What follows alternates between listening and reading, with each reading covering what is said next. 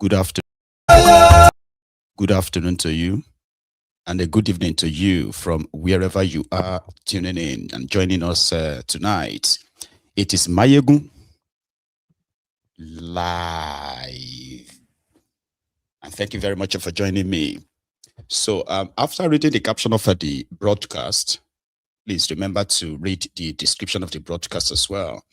Then like it, share it, invite your friends, invite your also friendly friends, and tell them to join us. Also remember, right, that the line is very much open, okay, which means you can phone in just anytime during the program, and we can have a chat too. So yesterday, we saw the delegation sent by Tifnumbu to the people of Ogumosho, the people of Oyo State, to reassure them that the school children taken by these terrorists will be returned safe and sound, alive. How they're going to do that remains to be known or to be disclosed. However, the tension around this subject matter is very much increasing as well, like rising. I have always believed that all this madness going on in Nigeria, the moment the madness going on in Nigeria, that the criminal politicians in Nigeria have decided to kind of like normalized, where people seem to have gotten so used to it, because they are happening in the areas where historically they've always had the media blackout. If not for social media, we would never have known a lot of things going on in the northern part of Nigeria the way we currently do, right?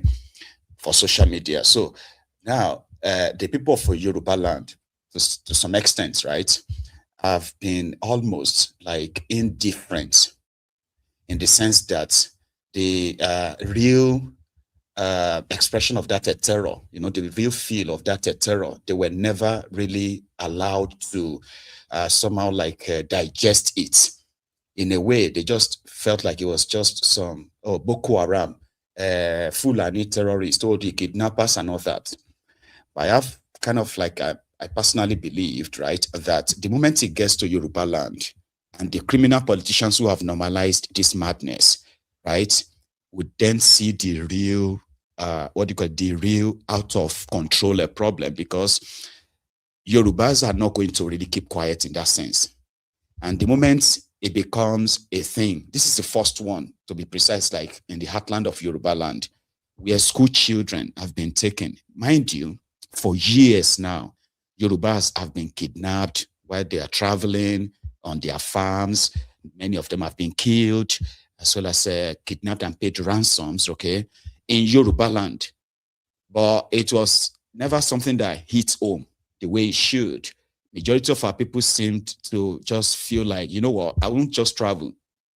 Now, with this current one that happened in Oyo State, and as much as the criminal governments in Nigeria have probably done their best to play it down, cover it up enough, they seem to have lost that control so far. And this is just the first one, like I said, where school children are involved. So this message is spreading so fast enough that people are actually becoming agitated now. But let's talk about what happened in Oyo State today. So yesterday, the NUT, Nigerian Union of Teachers, I think they are called, NUT, issued a circular, which is the NUT, or Oyo State wing, issued a circular that said they were going to have to down tools, because their colleagues who are among the kidnapped victims who are still very much detained, right? And then the children, so they felt like it doesn't really make any sense when they have no idea where and who is going to be next. So it doesn't make any sense for them to continue to work. So they issued a statement yesterday, okay, which somehow corroborated what later happened today. So Nigeria Union of Teachers, or your state wing, I said that all elected state officials and directed to all these people, the heading, right? And then esteemed their colleagues, notification of withdrawal of service by the national leadership of NUT, a call for total compliance. Now, they said this is to officially convey to all public and public primary and secondary school teachers in Oyo State the fresh directive of the national leadership of our union, NUT, instructing us to withdraw our services from schools commencing from tomorrow, Monday 1st, which is today, till further notice for maximum compliance. So schools are now shut. I mean, public schools to start with in Oyo State are believed to have now become officially shut until these children are released and the teachers. So kindly note that the directive was given against the continued detention of our colleagues and learners by the abductors without any clear sign of their timeout. Timeout rescue and safe release. A situation which had created fear and hopelessness in teachers, discouraged parents from sending their children to schools, and caused panics and tensions across all communities in the state. While this action was taken to further call on the government to intensify strategies towards bringing the abductees back safely and without any further delay, we wish to call on our teachers to remain law-abiding and stay safe in their respective homes. So this was the directive issued yesterday, and it was carried out today. So the state governor or the state government is yet to actually make any form of statements. And I have also heard that their national body, the NUT in Nigeria, are also going to go on a nationwide kind of a shutdown. Yeah, meaning you are likely going to see schools, public schools, primary and secondary schools shut down by the teachers in the coming days as a means of solidarity with the abducted school teachers and school children in Oyo State. Mind you, they've been kidnapping school children all over Nigeria and the rest of that. But there's something about Yoruba land. Hate it, love it, it doesn't really matter. It is a place where the criminal politicians over the time have managed to control the narratives of the political space of Nigeria using the media. The reason why most of our people seemed to be a little bit kind of like down and controlled in that sense was simply because a lot of things are completely hidden away from them. And it was deliberate. There are things you can't really hide away because people are not really dumb. All right. So I have said that the moment this terrorism gets to Yoruba land, not that it's not been there. I mean, the moment they get to a stage where they activate their cells and we begin to witness mass kidnappings in Yoruba land, sure you get, two things will happen. It is either that is going to be the end of that terrorism in Nigeria. Those who have been pampering the terrorists for their political gain and the rest of that, right? That will be the time they will begin to wrap it up. Or that will be the moment that the most dreaded kind of conversation about if Nigeria should continue to exist or not, this is going to be that moment that is going to become mainstream. You don't have to agree with me, but just watch it. Watch how the whole thing is actually going to play out. This is the first one. And there's going to be second. There's going to be third. It's going to be more. And the difference is going to be like, how come they are now acting? But these things have been happening all over Nigeria for years. You're about to find out why. It is either going to end or it's going to end Nigeria. But give it time. All right? So Tifnumbu himself is about to face the worst kind of like challenges of his power mongering and the rest of that. If the way they are going to handle these, they are terrorists and their activities that I think is about to actually kick off in Yoruba land in a grand scale. The way they handle it will determine if, one, you are going to have an election in 2027. If by then the conversation is actually not going to be about let's break up Nigeria, we are done. Or better still, it will actually be the beginning of the end of the terrorism in Nigeria. But we're about to see. Yeah. So I'm going to take you to Oyo State. Okay. Yesterday, Baja was in Ogbomoso assuring the people that they will bring these kidnapped victims back soon. It's been over 24 hours since that promise, and we keep counting. Mind you, it's been like 15 days already since they took these children, were as young as 2 years old kids, in the forest, in the hands of this murderous terrorist. We're counting. So people took to the streets, including the Take It Backers. Yeah, the Omoyele Showers group participated in that statewide protest. We saw people who protested like individual protesters, sole protesters, right? In Kwara, Ilorin, we found that those who also came out in Abeokuta in Ogun State. I also heard that those of you who are living in Opik, please, if you're actually watching this video and you live around Opik in Ogun State, there is this story online, right? That somebody claimed 6 people or 5 people were kidnapped, and a ransom of 20 million naira was paid, rather than for the terrorists to release these kidnapped victims, right? They killed 3 of them. Mind you, the remaining 3 or 2 finally escaped, only for people to discover that they've all been kept within the OPIC area all along. I would like somebody to tell me if that story is actually real or not, because among many other people sharing their personal experiences, it is, you know what I mean? It's kind of like at the front burner as we speak, okay? So we have people who rose all over the place, women, mothers, parents, teachers, then everyone who decided to call on the government that they either do something now before they all get consumed by the fire they started in 2014, or from 2014, probably prior. So I'm going to take you to Ibadan. Let us start with, let's start with this.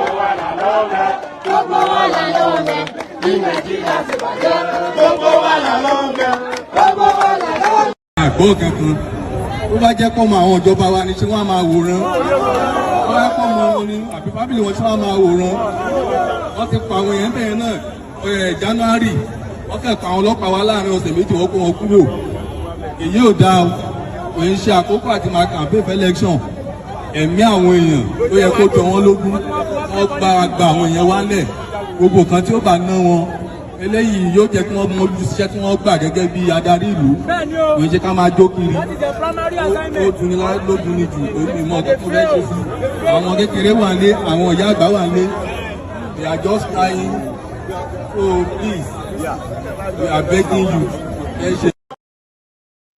Everybody is crying, people are complaining, and it is almost the same answer. We are working to get them back. So Kalu put out a statement on X, formerly Twitter, today, talking about sending people to Ogbomoso and putting together a special rescue team that he just can't say it publicly.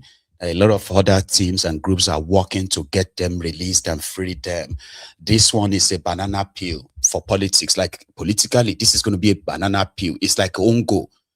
You know that one that like you scored an ongo. Okay. Somehow the people who are supporting Tifnumbu want to give an impression that the Yorubas are supporting Tifnumbu. Do you understand?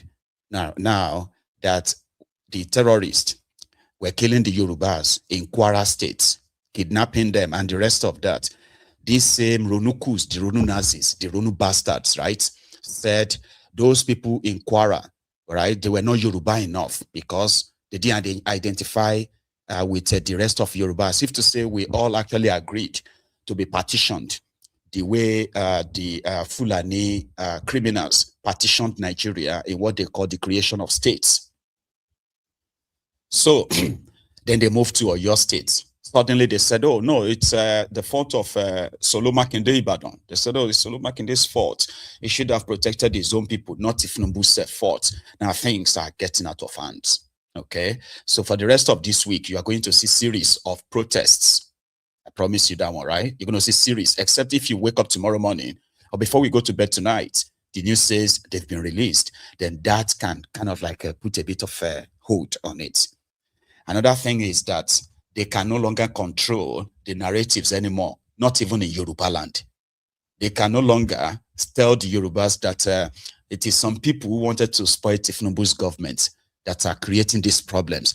That is also not selling anymore. So I don't know what they're going to create to probably divert attention, because now when you turn on your radios in Yoruba land, you will see them talking about these developments for real. And these are the things that normally they always make sure that they talk down on them, put some distraction on these TV radios for them, not in Yoruba land anymore. Now people are talking about asking questions. Have you heard about the Oyo children they took? Children on their WhatsApp all over the place. So it is either they get them released in the next 24 hours maximum, or things are really, really going to get out of hand. And you don't have to believe me. Trust me that there are those within the Yoruba space, right, that actually get to control some level of influence than whatever they might make you believe about Ifnumbu and his gang in Yoruba land. That's why I called it an ongo. But let's go to Ibadan and a few other places where this happened. These are long watches, okay? The protest demanding for the rescue and safe release of the children taken by terrorists in Oyo State 15 days ago. Now, this was Ibadan today.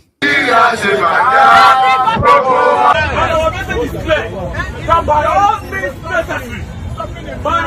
necessary, bring back our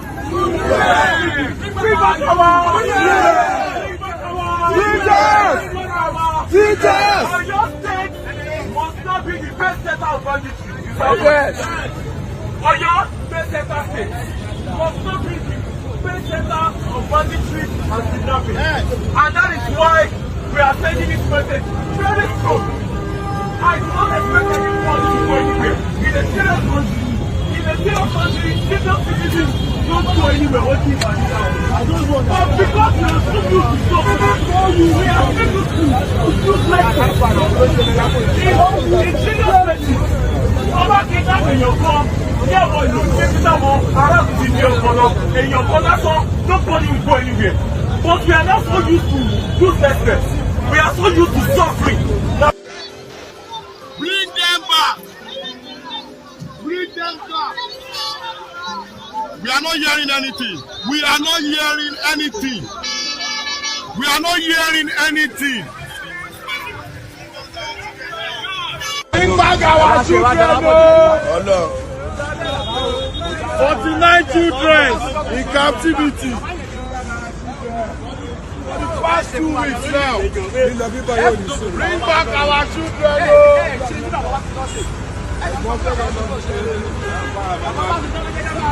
Bring back our children. The NUT have shut down our school in Oyo State from today.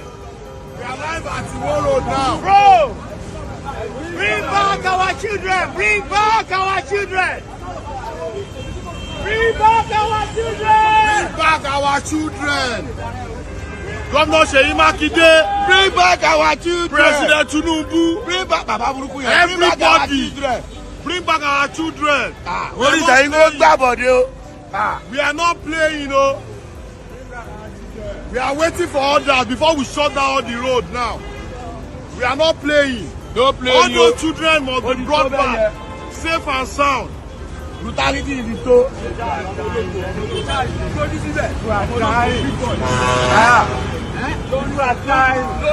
Don't Yes. There is insecurity in the state, and everybody is acting as if it's not their concern. But this can be anybody, it could be you, it could be me. So what is the fate of every Nigerian? Are we going to keep quiet?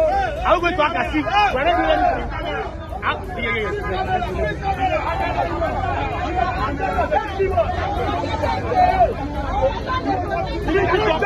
If you cannot join us, leave us! If you cannot join us, leave us!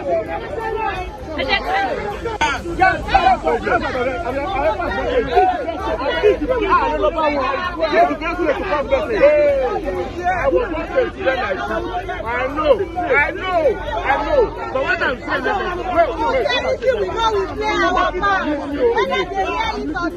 what I'm saying is, if you stop people for 5 minutes, what come to do? Not them again. No.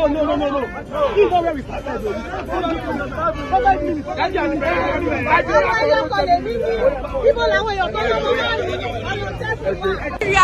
Ẹ̀yin ìyá wa, ẹ̀yin ẹ̀gbọ́n wa bẹ́ẹ̀ ṣe wálé, come and join us, lend your voice. Let's stop this child brutality. We can no longer enjoy it anymore. Let's bring back those 42 kids and their teachers. Those children, they are innocent. Let's come outside. It can happen to anyone, anybody. Don't never say it can never happen to you. Only jealous here. Let's come out and lend our voice before it will get too late. Please, we are begging everybody. Please come outside.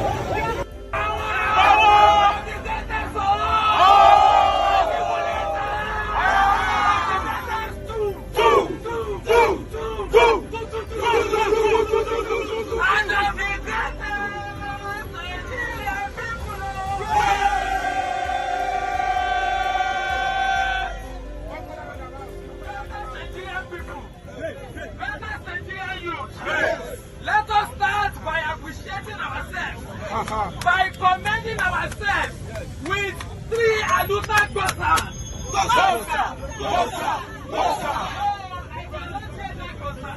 They have to be hearing that gosa from government building.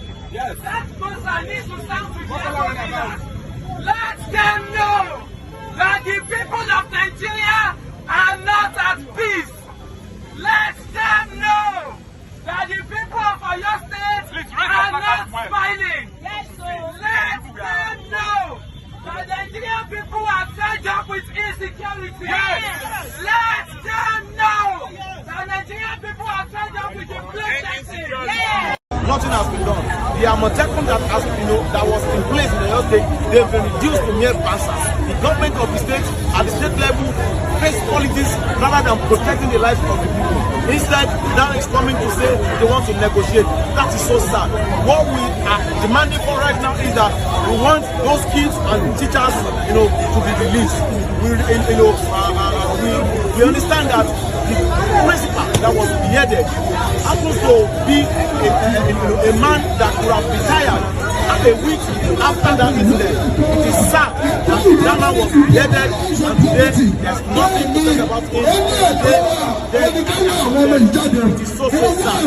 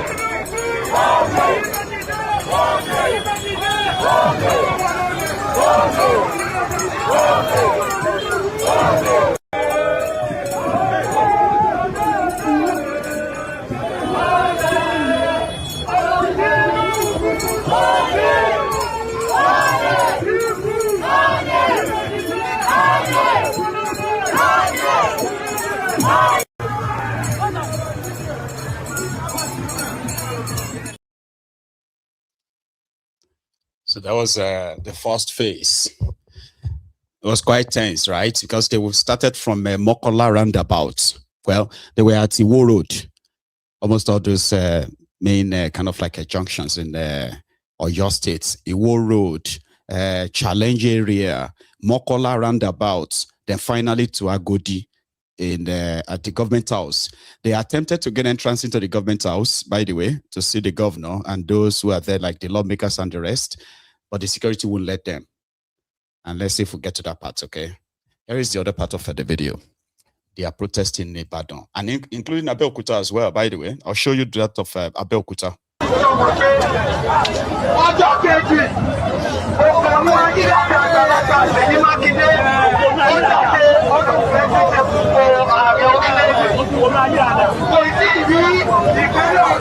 Ilẹ̀ Ìbàdàn la ṣì wà níbi tí a ti rí àwọn òbí àti àwọn alágbàtọ́ àti àwọn olùkọ́ tí wọ́n ń ṣe ìfẹ̀hónúhàn láti sọ fún ìjọba àpapọ̀ àti ìjọba orílẹ̀-èdè àti ìjọba ìpínlẹ̀ Ọ̀yọ́ láti fi òfin pín sí àìní ètò ààbò ní àwọn ilé ẹ̀kọ́ wa.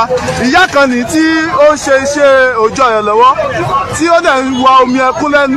Mọ́mì, kí lẹ lè sọ sí gbogbo nǹkan rògbòdìyàn tó ń ṣẹlẹ̀ ní orílẹ̀-èdè Nàìjíríà?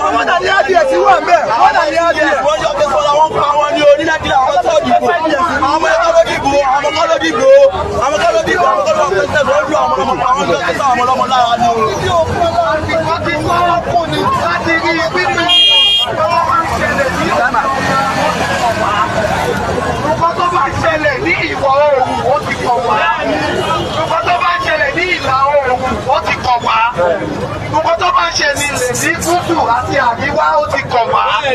Gbogbo ẹ̀yin ará Ìbàdàn, ogun ajínigbé yìí ó ti tó gẹ́.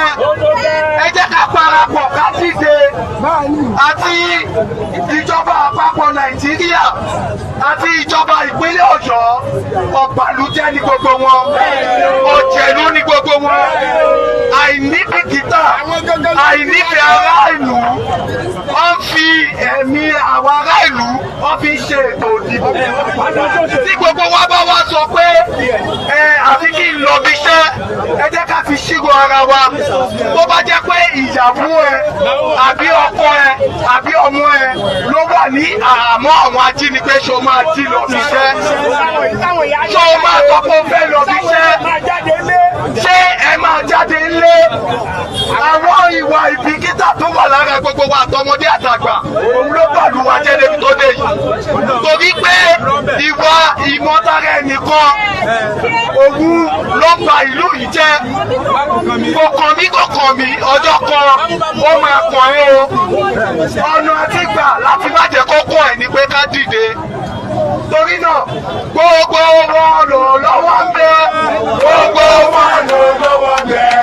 Bí Nàìjíríà ṣe bàjẹ́, gbogbo wọn lò lọ́wọ́ ń bẹ. On the greatest Nigerian people, on the greatest Nigerian people, please, from here we march to the gates and we will address the people at the gates. And I'm very sure some persons are also there that will join us. Kí ni orúkọ ẹ? Sọ sókè. Probably to the secretariat. Kí ni orí sọ sí àwọn nǹkan tó ń ṣẹlẹ̀ ní orílẹ̀-èdè Nàìjíríà? Kí ni ẹ fẹ́ kí ìjọba ṣe fún ẹ̀yin èwe tẹ́ wà ní iléèwé? Kí ni ẹ fẹ́ kí ìjọba ṣe fún? I stand in solidarity with the people of Oyo. Bring back our students. Bring back our students. An injury to one is an injury to all. Bring back our students. I am a Kwaran. I am a Nigerian. I stand firmly with the people of Oyo. Bring back our students.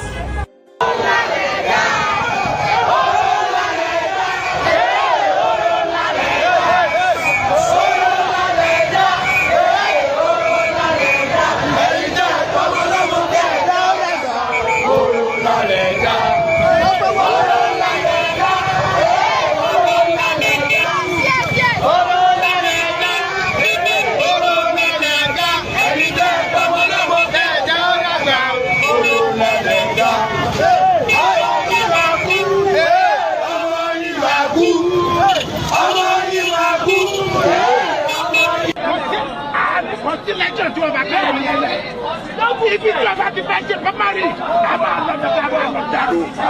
Wọ́n ṣe jáde yẹn. Àwọn ọmọdé méjì wà lọ́gbọ́. Ẹ̀dá ti ṣe ẹjọ́ ọ̀dọ́ máa ń ṣiṣẹ́. Wọ́n ṣe pamari. Àmì Jésù. Rẹ́dẹ̀rẹ̀dẹ̀ tó gbẹ̀yìn náà ti pẹ́. Òun náà máa gbẹ̀yìn tó pẹ́. Àmì Jésù. Nínú bọ́ọ̀lù jẹ́rẹ̀. Àmì. Ọ̀dọ́rẹ̀ púpọ̀ lọ́dọ́dẹ̀. Wọ́n jẹ́ Abíọ́lá nìyẹn. Ṣé Tinubu ọ̀dọ́ Abíọ́lá? Bẹ́ẹ̀ni sà. Ìjọba ìwọlé dá pẹ́sidẹ̀. Bẹ́ẹ̀ni sà. Láì kó sí pẹ́sidẹ̀ntì bí láyé ìdìbò. Ẹgbẹ́ òkè ìjọba Nàìjíríà. Bẹ́ẹ̀ni. Ayé àbúrò ìbájáde bá ní káwọn ìlú wa. Ọdún jáde yẹn. Ó bẹ́tà. Kẹ́jẹ́ ká kóra wa kọ́. Ká lọ gbàrà wa. Ẹgbẹ́ àkóra wa kọ́. Ká lọ gbàrà wa lẹ̀. Èmi ò ní ìní jẹ́jẹ́. 27 years tí mo ti kúrò lẹ́gbàá yìí. Mo lè lọ lẹ́gbàá tó. Ẹ wá sọ pé mo kúra yín. Ẹ ní òkú kúra yín. Àtọ̀kẹ́kẹ́ àtọ̀kẹ́kẹ́.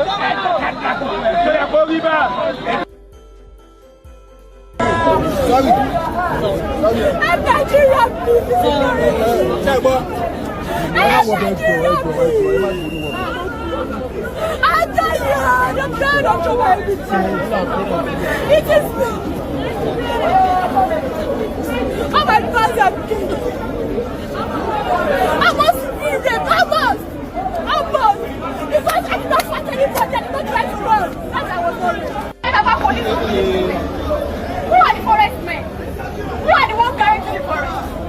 Where is the camera in the forest? What is going on in the forest? They're not even using houses again, they're using forest. You know, we have to pay money. My brother has to risk his life to come and pay cash. I was dead inside the grave. Listen, eating once in a day, drinking every day, 6 hours per day. But then back, oh no, what's Walara? Only one thing that almost happened to me that got me now. I was almost raped. We were from, didn't get. A woman was 40 years old. Other guy that was covered from Calabar State. Let's be sincere. I can show you my picture. And if what I see, go to the boat. Okay, go to this man. Who was us? Because it was the police people. That's not my fault. As old as I am, what I face, I have to cut my hair. I will have passive attack. I was already Roro. Go and check. That young lady was a victim. So she's sharing her own experience in the hands of the kidnappers until her brother found the ransom and paid. There's a story of a man in Niger State, all right? They kidnapped his daughter, okay? And they demanded for 20 million or maybe 25 million naira ransom. So he started looking for the money. So that took him more than like a week or two to raise the money, sold his property, took loans, and eventually he gathered the money, called the terrorist holding his daughter that he was ready to come and pay them the ransom. But could they please let him speak to his daughter just to be sure that she is still alive and all that. So they gave the phone to the daughter. And the first thing the daughter told her dad was that do not pay any ransom to these people. That since they kidnapped her, they have been violating her. That she doesn't even have the will to live anymore. That if her dad should pay that ransom, she is never going to be useful to him because she was going to unalive herself, like she's going to kill herself. And while she was talking, the father heard, bah, bah, bah. That was his daughter executed by the terrorist. This happened so recently as well. People's lives have been destroyed by these activities. See, when you read the stories of victims that makes it to the media, that like this one that we are talking about, right? You should also remember that there are hundreds of other cases that never really made it to the media.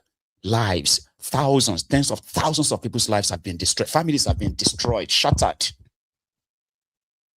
by this activity. And guess what? There is no real program to rehabilitate the victims of terrorism in Nigeria. But there is a program to rehabilitate repentant terrorists in Nigeria. Crazy, yeah? Let's go back to Ibadan. The other part of it, their protest, including when they attempted to gain entrance into the government house, and then the rain started, all right? And they believe tomorrow will be another day, but hey, here, the concluding part.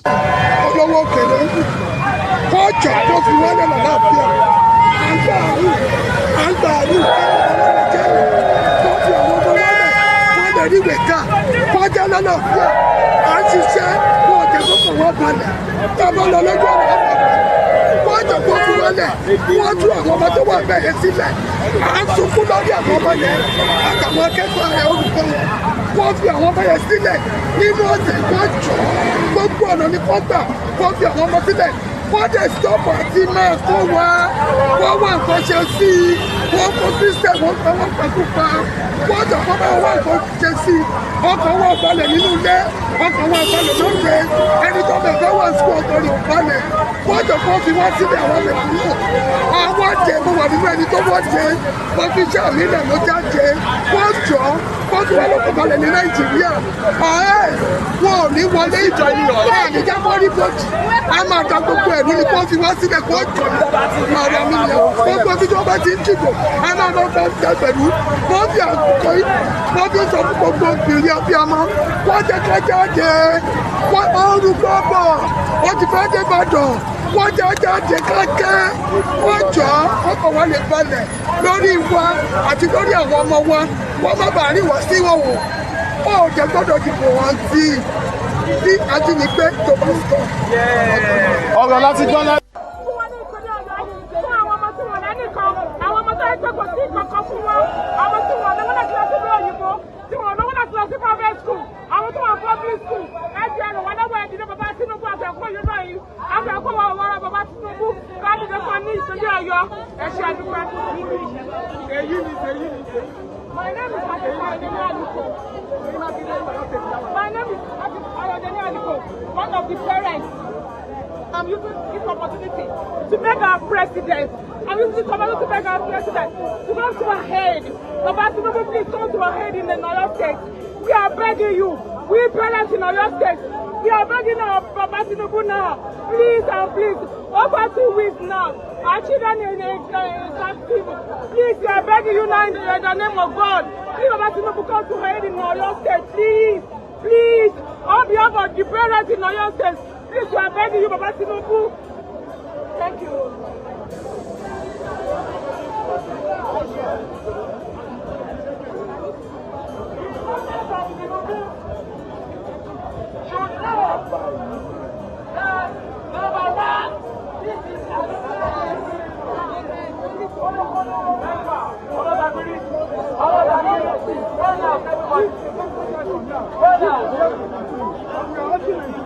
Don't sit down. Don't wait until you are president. It is something to everybody. People must come out and protest. We should not get mad at people. This is not the beginning. We've had enough. What we are seeing so far is that this government has failed us. It's as if the state government has failed us. What we have resolved tonight is accepted.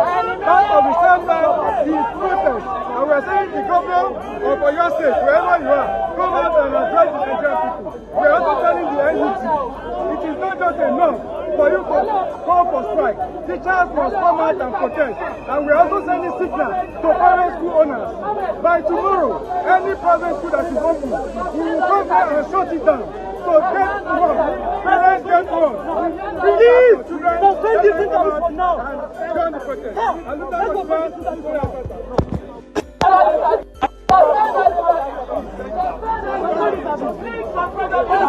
This is why we are here.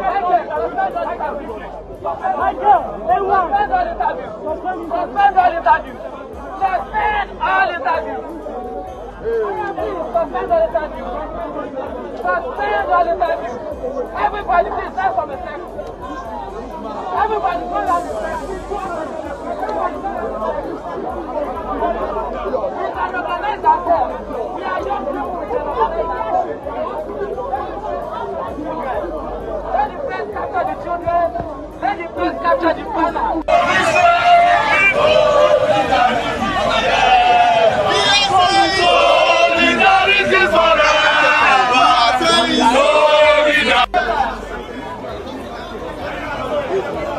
This message is important.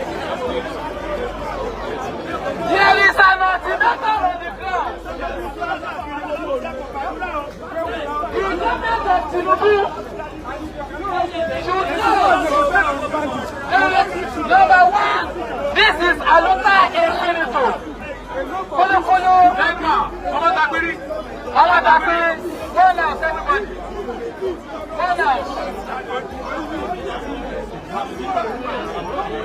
We are giving the government of Tinubu.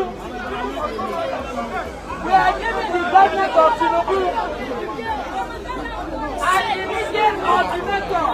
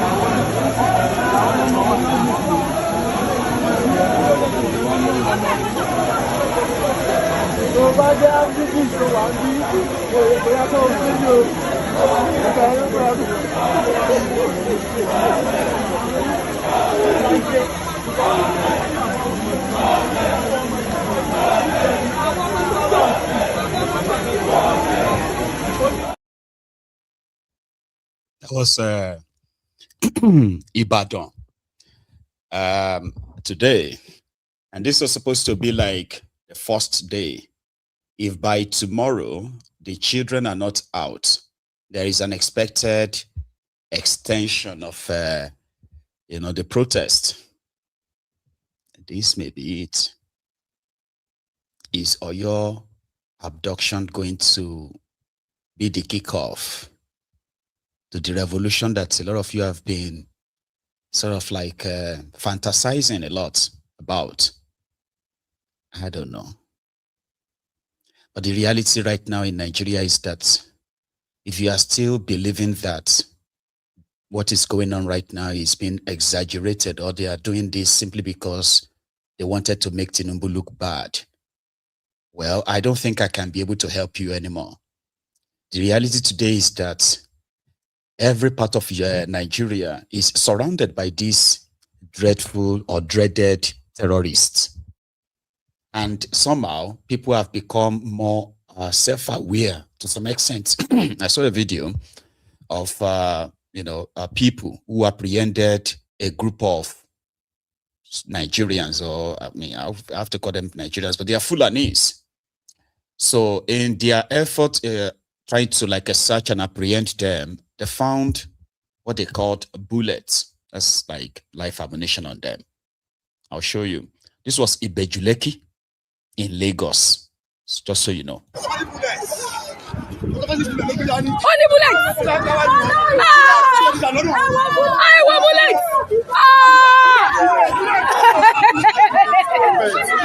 Still there.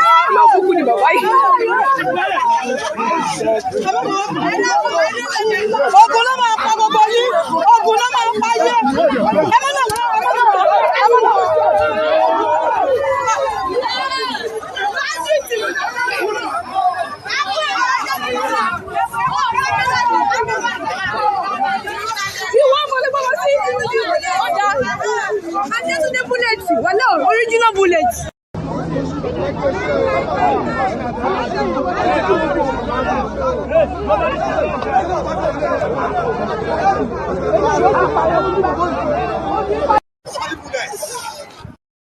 The caption they gave to it was that they captured some Fulani boys in the Bejuleki who tried as much as possible to blend in. But I don't know how they got to know that they were carrying weapons like that or ammunition like that, okay? And then travelers were stopped on one major road simply because the Fulani terrorists were operating. There's a community called the Oloni or thereabouts in Agu local government area of Enugu State as well. The story is the same. Fulani terrorists taking Nigerians and demanding ridiculous amount of money for ransom. And most of the time, they even get them killed. Abducting the people in broad daylight is very much common. This was Enugu this afternoon.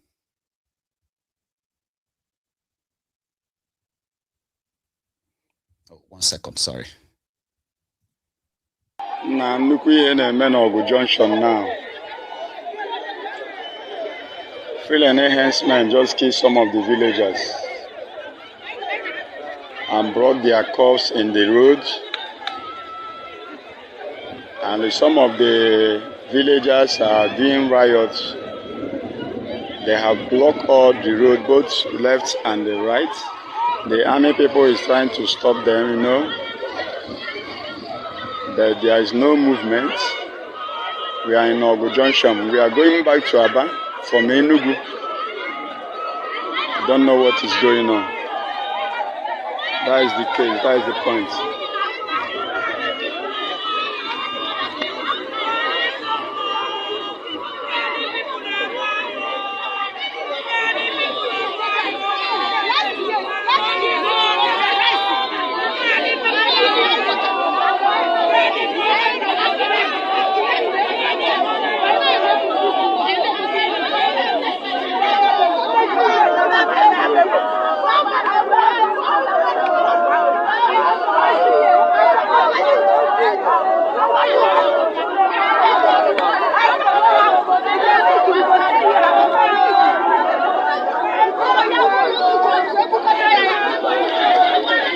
Mama, what are you doing? Who are you very doing? One song.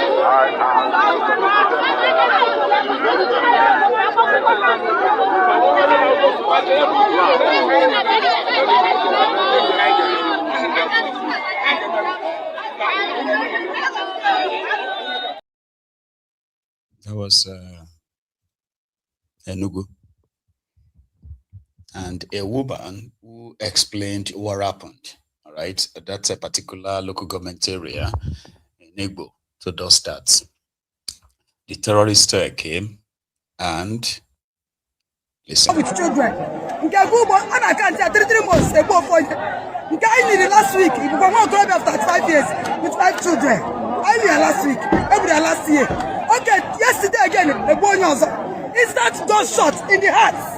In the heart. The boy died, the young man that instantly with 5 children. The children are very tender. Where are we going to start? The death is too much. We are going for government to come to intervention. Fulani are killing us. They don't want us to stay again.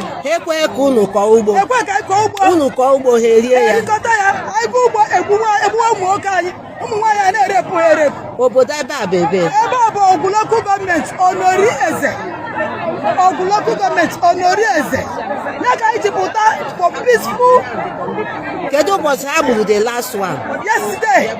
Evening ke gburu ọzọ. Ebiri arụ n'ọgwụ bụ n'ọgbụgo. Yesterday bụ 28th of June. 28th of February. Ke gburu ọzọ. 2026.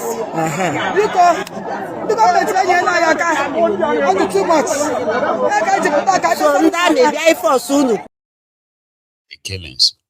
Now, here is a man that the criminals in Nigeria who were releasing terrorists, pardoning terrorists, or rehabilitating terrorists, decided to jail for asking the people to actually get ready for a period like this. Nnamdi Kanu. He pretty much sacrificed his life, his happiness, his family, his dreams, almost everything else that majority of us actually cherish so much. He sacrificed all of his freedom, right? He sacrificed all of that just to call our attention to the danger that we are now living in years ago. And the government of Nigeria spent so much money, I mean, so much money to ensure that his message is completely misconstrued. And at the same time, rather than for people to see the danger, they saw him as the danger. Enough that a lot of Nigerians actually wanted him killed, because to them, if they could just kill him, maybe there will be peace. Peace for who? The peace for the criminals who have failed to keep you protected, or the peace for yourself. I mean, where you can live your life and pursue your own happiness like everyone else, you know? Now they've taken all of that away from you. And the man they told you was like, should be hated, Nnamdi Kanu. And some of you actually still brag about that. I mean, I've seen some Ronukus, Ronu Nazis, whenever they wanted to like, what they call the clap back, when people call their attention to the failed Tifnumbusa regime, which obviously doesn't really care about anybody anyway, right? Then suddenly they will say, but Nnamdi Kanu is in jail. As if to say that's like a badge of honor for them to say, oh, they are safer now, all right? In the hands of the people that Nnamdi Kanu actually warned all of us. I know you don't like him, some of you, but a time like this is actually a good time to reflect, think deep, and possibly digest the same message he's always been sending, he's always been sharing, the one the politicians want you to actually hate, the tribal differences, the tribal hatred, all this toxicity that have become so politicized, entrenched in your system. Those who sort of like benefited from that, like profited from it to gain power, keep you divided, are now watching you. In fact, they're asking you to pray, while every warning that Nnamdi Kanu gave are now coming to pass, like he is that prophet. So he's a prophet. Some said, I love what he was saying, but it's just I didn't like his tone. Today, the terrorists are not even like speaking to us. They are just speaking us like we are just a bunch of animals. Like you can't even treat animals the way these criminals are treating human beings, Nigerians, who have been captured by them. And today, you are going to listen to Nnamdi Kanu again, because they told you it was probably the most dangerous thing to happen to Nigeria. But it was the man, the lonely voice, years ago, warning us about what we are now, obviously about to start protesting for. We need to go and protest. Some are even saying that we need to go and fight the terrorists. We need to bring ourselves together. We need to get weapons. When Nnamdi Kanu was talking about people arming themselves, protecting themselves, a lot of you felt so, I don't know. Some of you felt like you are so educated, you are so exposed, you are so intelligent, and the rest of that. All you could give us were reasons why it would never work. Today, a lot of you are now advocating for that. They need to give us weapons. They need to give weapons to these people to fight them. They need, you know. Somebody did that, actually advocated for that. And the criminals who can't protect you today wanted you to have him, to validate them, crucifying him. Watch this. It is a throwback. Fulani can control you however they like. Once they announce it, Yoruba newspapers very foolishly and stupidly will support them because they want Tinubu as the president. And you are all dying every blessed day. You are all dying every day. Had you people risen up to say that what is happening in Nigeria is bad, there is no way that Fashoranti's daughter will not be alive today. That is the price you pay for duplicity. That is the price you pay for treachery. That is the price you will continue to pay until you rise up and say enough is enough. It is up to you to do it. You did it during NSAS. You can do it again. Can you imagine Fulani people telling you, if you remove Fulanis from Yoruba forest, imagine Fulani telling you, if you remove them from your ancestral lands, there will be war, and you are panicking. And you have not asked yourself, why are they not saying the same thing about the East? Why did they not say to Eastern Security Network? Why did they not say to me, if you don't stop evacuating Fulani terrorists from the forest, there will be war? Because they know, they understand psychologically that you don't have what it takes to resist them. Do you know why Borno State is still alive? Why you still have the Kanuri people in Borno today? Was because they resisted the Fulani centuries ago. You have to go back to history to understand how Nigeria came into existence. Fulani has been expanding from day one, from Senegambia. All the way from Senegambia, they've been expanding, and now they are in Okigwe. All the way from Senegambia. They are now in Okigwe. And you're asking us to somehow fold our hands and keep quiet because of 2023, because one idiot is going to come out to become a president, because of that rubbish, because of that nonsensical notion, we should fold our hands and wait until we are overrun by the Janjaweed from the Sahel. Is that how reasonable people think? Is that how people that wish to survive as a race, is that how they reason? It is very, very shocking that some of you do not understand what the Fulanis have in store for you. Very, very soon it is going to happen. And when it happens, your eyes will clear. And about whom you will see it very clearly. I was warning you. In 2014, 2015, 2016, they said he's a warmonger. He's a warmongering. I went to America and I told World Igbo Congress that this war you are avoiding is going to come to your villages. They said, no, it's not going to happen. What is happening today? When Yoruba was supporting the dead idiot called Buhari, did I not warn them that this evil you're supporting will consume you? They never listened. They never wanted to listen. IPOB is a terrorist group. You're trying to divide Nigeria. But Mietiala is not. People that you are calling bandits, have you heard anybody come out to say, please Buhari, since presidency is there defending terrorists in the forest, why don't you proscribe them? No, you cannot proscribe a Fulani group. Never. And all of you, we are supporting evil. When there is the proscribed IPOB, proscribed indigenous people of Biafra. These are Yoruba journalists writing junk. Every day they keep writing rubbish. But their land is under siege. Their land is under siege. And the Fulani will take it. It doesn't take time. So I am here today to encourage them that they must stand tall and be very strong, resolute.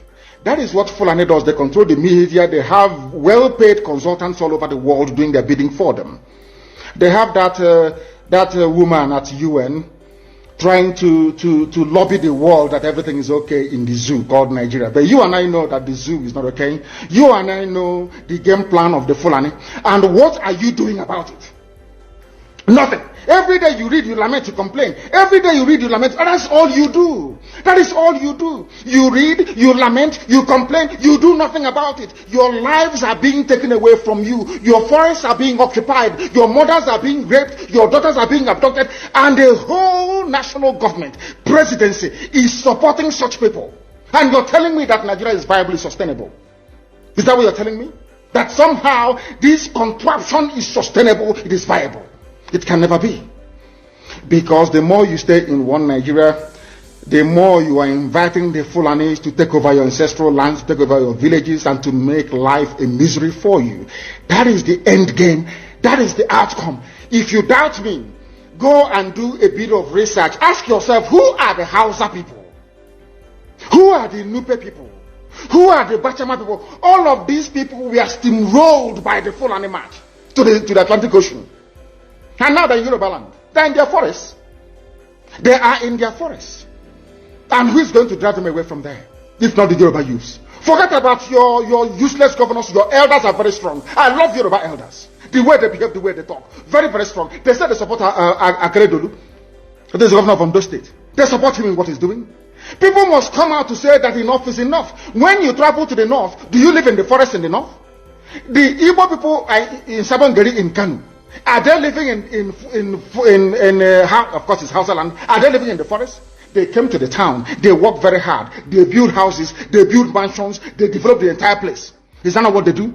What are Fulani people doing in our forest? Nobody can answer that question. They say that they're pastoralists. I want some of you have had your breakfast this morning. Please go to your fridge or go to where you keep your beverages and you will see pig milk. Pig.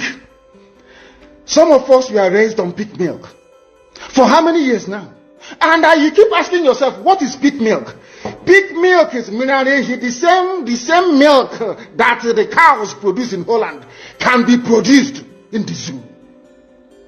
Tell me the country in the world aspiring to be a member of the UN Security Council where you move cattle from place to place.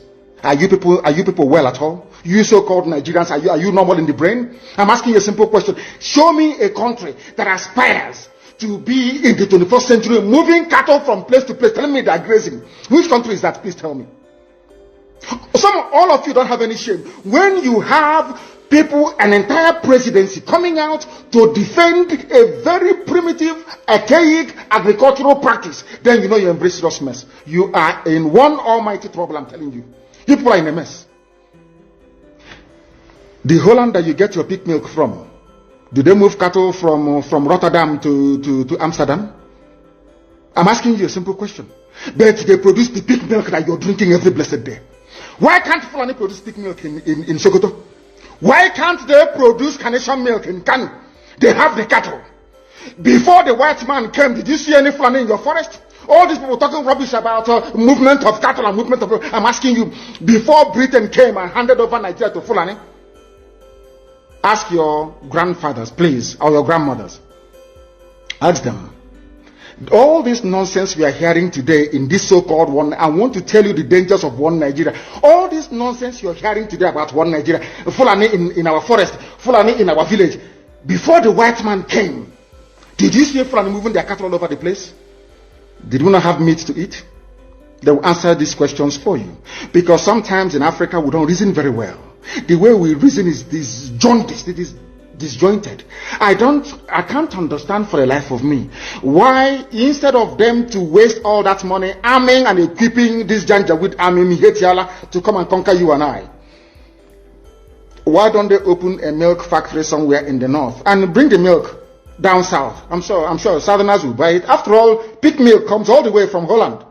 Pig milk all the way from Holland. Now you understand it. Because of the way you people reason. Why can't you produce? Is it difficult to produce milk? The same milk that comes out naturally from the udder of the cow. Why can't you can it somewhere, pasteurize it, and send it to people to eat, to drink, or to use? They said they didn't like his tone. It's because of the way he's saying it. You don't. You are just, like he said, primitive-minded people who are always very much interested in minoring in majors and majoring in minors and always looking for reasons to defend their chains. So Nnamdi Kanu should be in jail. They said, oh, he's the one who encouraged the unknown gunmen. He's this or that. But yet, they have not put any one single arrested unknown gunmen on trial up to this moment. But Nnamdi Kanu, who came out, condemned this and distanced himself from it, because he was more or less like, you know what, he should be crucified. His message is so powerful that if the rest of Nigeria actually grasp it, there is going to be a problem.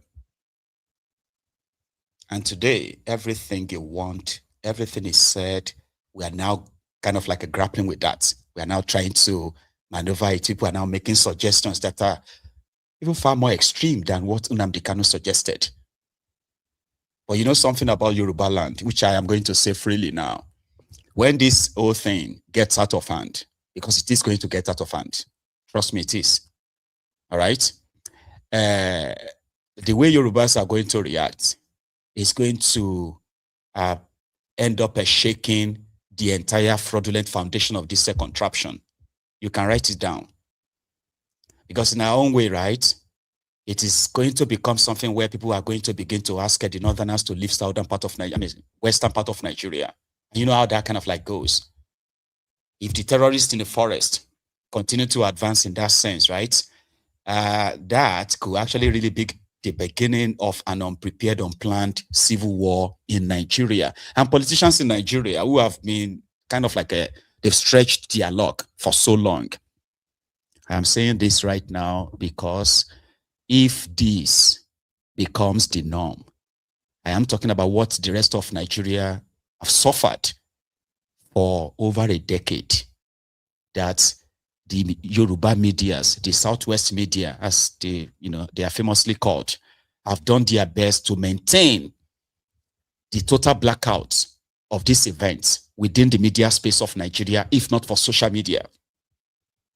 If this should become a trend, they will no longer be able to control that. And before you know it, people will begin to actually ask these Northerners, this time it won't just be Fulanis, these Northerners to leave. And once that becomes a thing, you know how it's going to happen, right?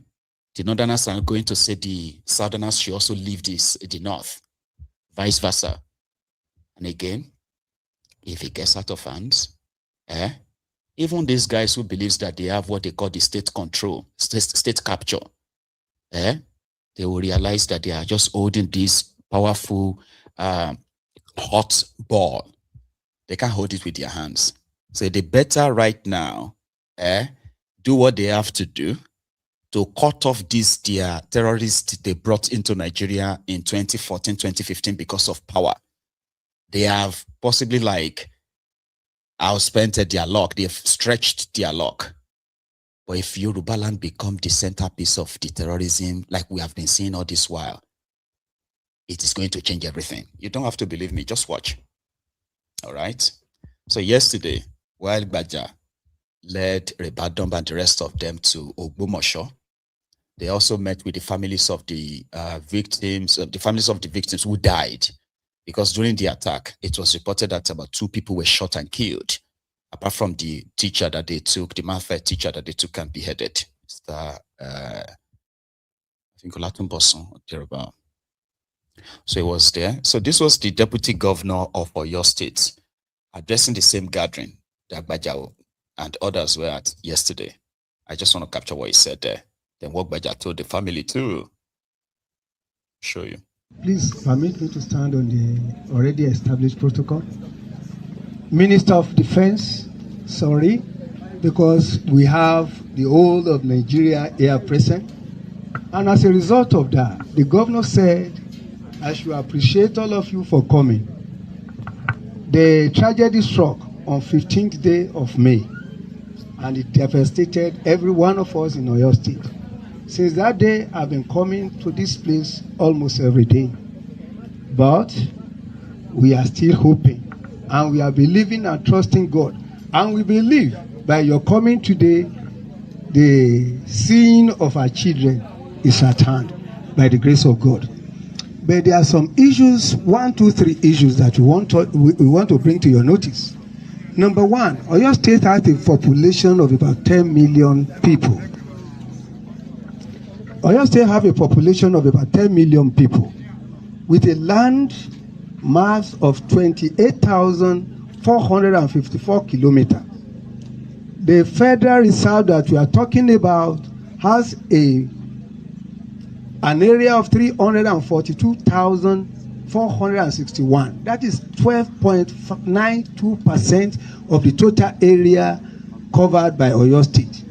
And by this, we are in trouble across this, all over the state, because this forest reserve cut across about 8 local governments of Oyo State and share boundary with Kwara State. And this is where problems are coming, day in, day out. Sometimes ago, 10 forest guards were killed there. On 15, this one happened. I'm also aware of a program going on by the federal ministry government, by the federal government, about fencing of vulnerable schools across the nation. Because about 2 weeks ago, there was a meeting with the National Defense something, with the commissioners of education in Oyo State, in Nigeria, wherein we were told that vulnerable schools will be fenced. by the federal government. We, the people of Oyo State and the government of Oyo State, want you to expedite action on this so that vulnerable schools can be fenced. Thank you very much. We have 686 public secondary schools in Oyo State, over 2,000 primary schools. We want you to come to our aid by fencing the ones that are vulnerable. The farm settlement, or what's that called, the forest reserve in Oyo State, okay, is quite massive, truly. However, it's mapped, and somehow they have all of it somehow covered. It is not the way he's putting it, all right? Because if you have your border, and you have the communities that surrounds those kind of like border with Kwara. So you have areas where you have to concentrate your forces, right? You have to concentrate them in certain areas so that you can cut off their advancement, with proper equipment, as they call it. But that's not what they did. They are already overwhelmed in that sense, okay? So the terrorists are already in. They're not just crossing the border anymore. They're already in. Communities are already being ransacked. People are like already being displaced and the rest of that. You know? So fencing the schools, that's kind of like expensive. Some said they should start providing security for the schools. That too. But the bottom line is that the military of the country can strategically, if they have the political will, strategically enough, cut these guys off and finish off those ones who have already crossed over to you or your state. While they have those who are still very much in Kwara, chased further and clear them up like that, go on like that. But it seemed that that is impossible according to these guys. So Baja, who was with the families of those who lost their lives during the kidnapping attempt, all right, had this to say to them. He actually went to to the palace of the Ogumosho king, I believe. That's where he met with the families whose loved ones were killed.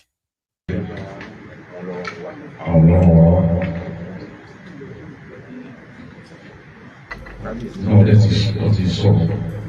Lórí tó ṣẹlẹ̀ ṣọ̀kan lọ.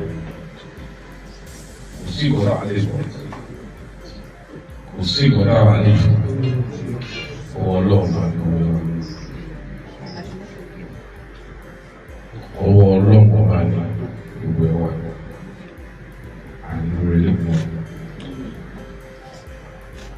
Ẹ máa sọ̀tún. Ẹ máa sọ̀tún.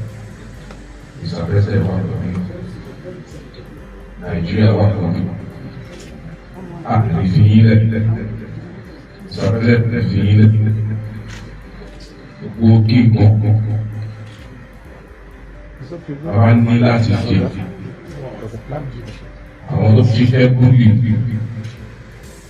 Àwọn tó ṣe iṣẹ́ ẹ̀jẹ̀ báyìí.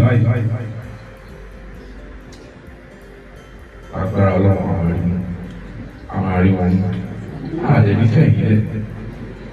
Kódà bá máa ti ṣe fún yín fún àwọn ọmọ fún ẹbí àwọn àṣẹ máa sọ.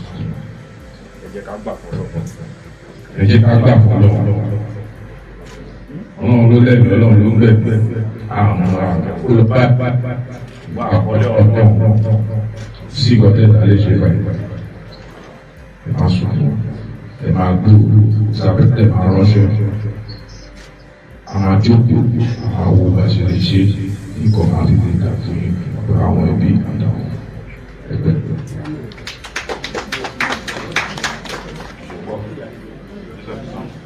Gbọ́ pé àwọn kábíyèsí fún àwọn. So that's Baja consoling the wife of one of the victims, assuring them that the government is going to support the family, help them through this process, and also ensure that those who perpetuated this dastardly act are apprehended, arrested. We'll find them. That's what he said. Crazy, yeah. Sorry, the line is very much opened. Okay, I had a few people who were trying to call in earlier, but it's simply because the video was playing, so I was just gonna have to wait. Okay. Okay. So, meanwhile, they are still doing their best to see how they can spin this current reality in Nigeria. I mean, as you have the young Ronukus, you have the old Ronukus as well, the Ronu Nazis. They are of different species, different age grades and all that. The air is one on a rise, all right? Talking about Tifnumbu's reform, the insecurity and the blah, blah, blah, and at the same time, just kind of like finding means to deviate from the real thing, looking for who to blame except Tinubu in this video. And hang on, I think I'll take the call first. Here, I have a caller. Hello. Hello. Okay. Somebody called in and possibly they were not paying attention to their phone. Can you hear me? Hello. Hello, sir. How are you? Hello, I'm not too bad, boss. Thank you very much. Thank you. Remember, yeah, but meanwhile, I'm going to put a complaint first before I start talking. They blocked me on chat. And because of this, Ade Williams. Because that Ade Williams, what happened? It's not the topic I want to talk about. The guy, you know, when I'm watching, anytime I watch Arise News online, this guy keeps on talking rubbish about the Igbos, and I know he's a bigot. And you know, when I mentioned about Nnamdi Kanu, but thank you very much to play that video and that long we play. It's because of him I was saying he should ask you and you should educate him about what is going on. You know, I appreciate the video you play, and because a lot of people in this, temple of justice, temple of truth, I know they just come and check to see who they can badmouth or anything, but keep on teaching them, they will understand one day, you know. So yeah, so what was he saying? Coming to the, was he pretty much like being kind of like unruly in the comment section? No, I didn't say anything. I didn't even say anything because I just pointed at him. Ade Williams, was he being unruly? Like, was he being? Yeah, he was just saying, you know, when I mentioned about now, you know, the protest, which, you know, when they started, you were talking about the protest in Ibadan, in Abeokuta, and about this religion of these kids. So I chip on that. You see, that I don't understand why Tinubu is still holding Nnamdi Kanu. If all these things that are coming up now, this is the reason, this is the crime. You keep on saying, oh no, we are adult. We all heard when he was saying this, you know. He keep us warning us about these things that are happening now. And everybody is so clear that this guy, what he's been saying, is exactly what is happening. Why are they still holding him? Why they cannot leave this man, you know, let him go? Yeah, exactly. The same, everything he said, everything he warned about, it's exactly what is happening in everybody's eyes now. And still, when you mention that name, it's like you mention a thunder. You get? You know, it's like a thunder striking everywhere. It unsettled a lot of people. You understand? Right? I'm telling you, the name upset a lot of people, but the truth is there in front of everybody, and people start swallowing it. They don't want to understand. I know. You understand? Yeah, but anyway, back to the point. Yeah, I appreciate. If he was unruly, if it was unruly and rude to anybody in the comment section, right? It won't be the first time. I know the guy. I know the guy. But lately, people have. No, it's all right. You can leave him if you want to stay. You need to be here and learn because I know the guy. Any channel, if you go to channel network, television, all these the television channels in Nigeria, he's always there talking shit. I know the name, Ade Williams. He's talking shit. But once I mention Nnamdi Kanu, he said, don't mention that name here. You know, this thing about this kid is bigger than Nnamdi Kanu. But it's really a bigger trigger. You don't have open-minded, you know. But anyway, that's something by at least you learn tonight. If you teach him something, if he can learn, if you can take that bigotry clothes out and open his mind and learn, like don't mention, hopefully he will learn something. Nnamdi Kanu's name here, like, is it for real?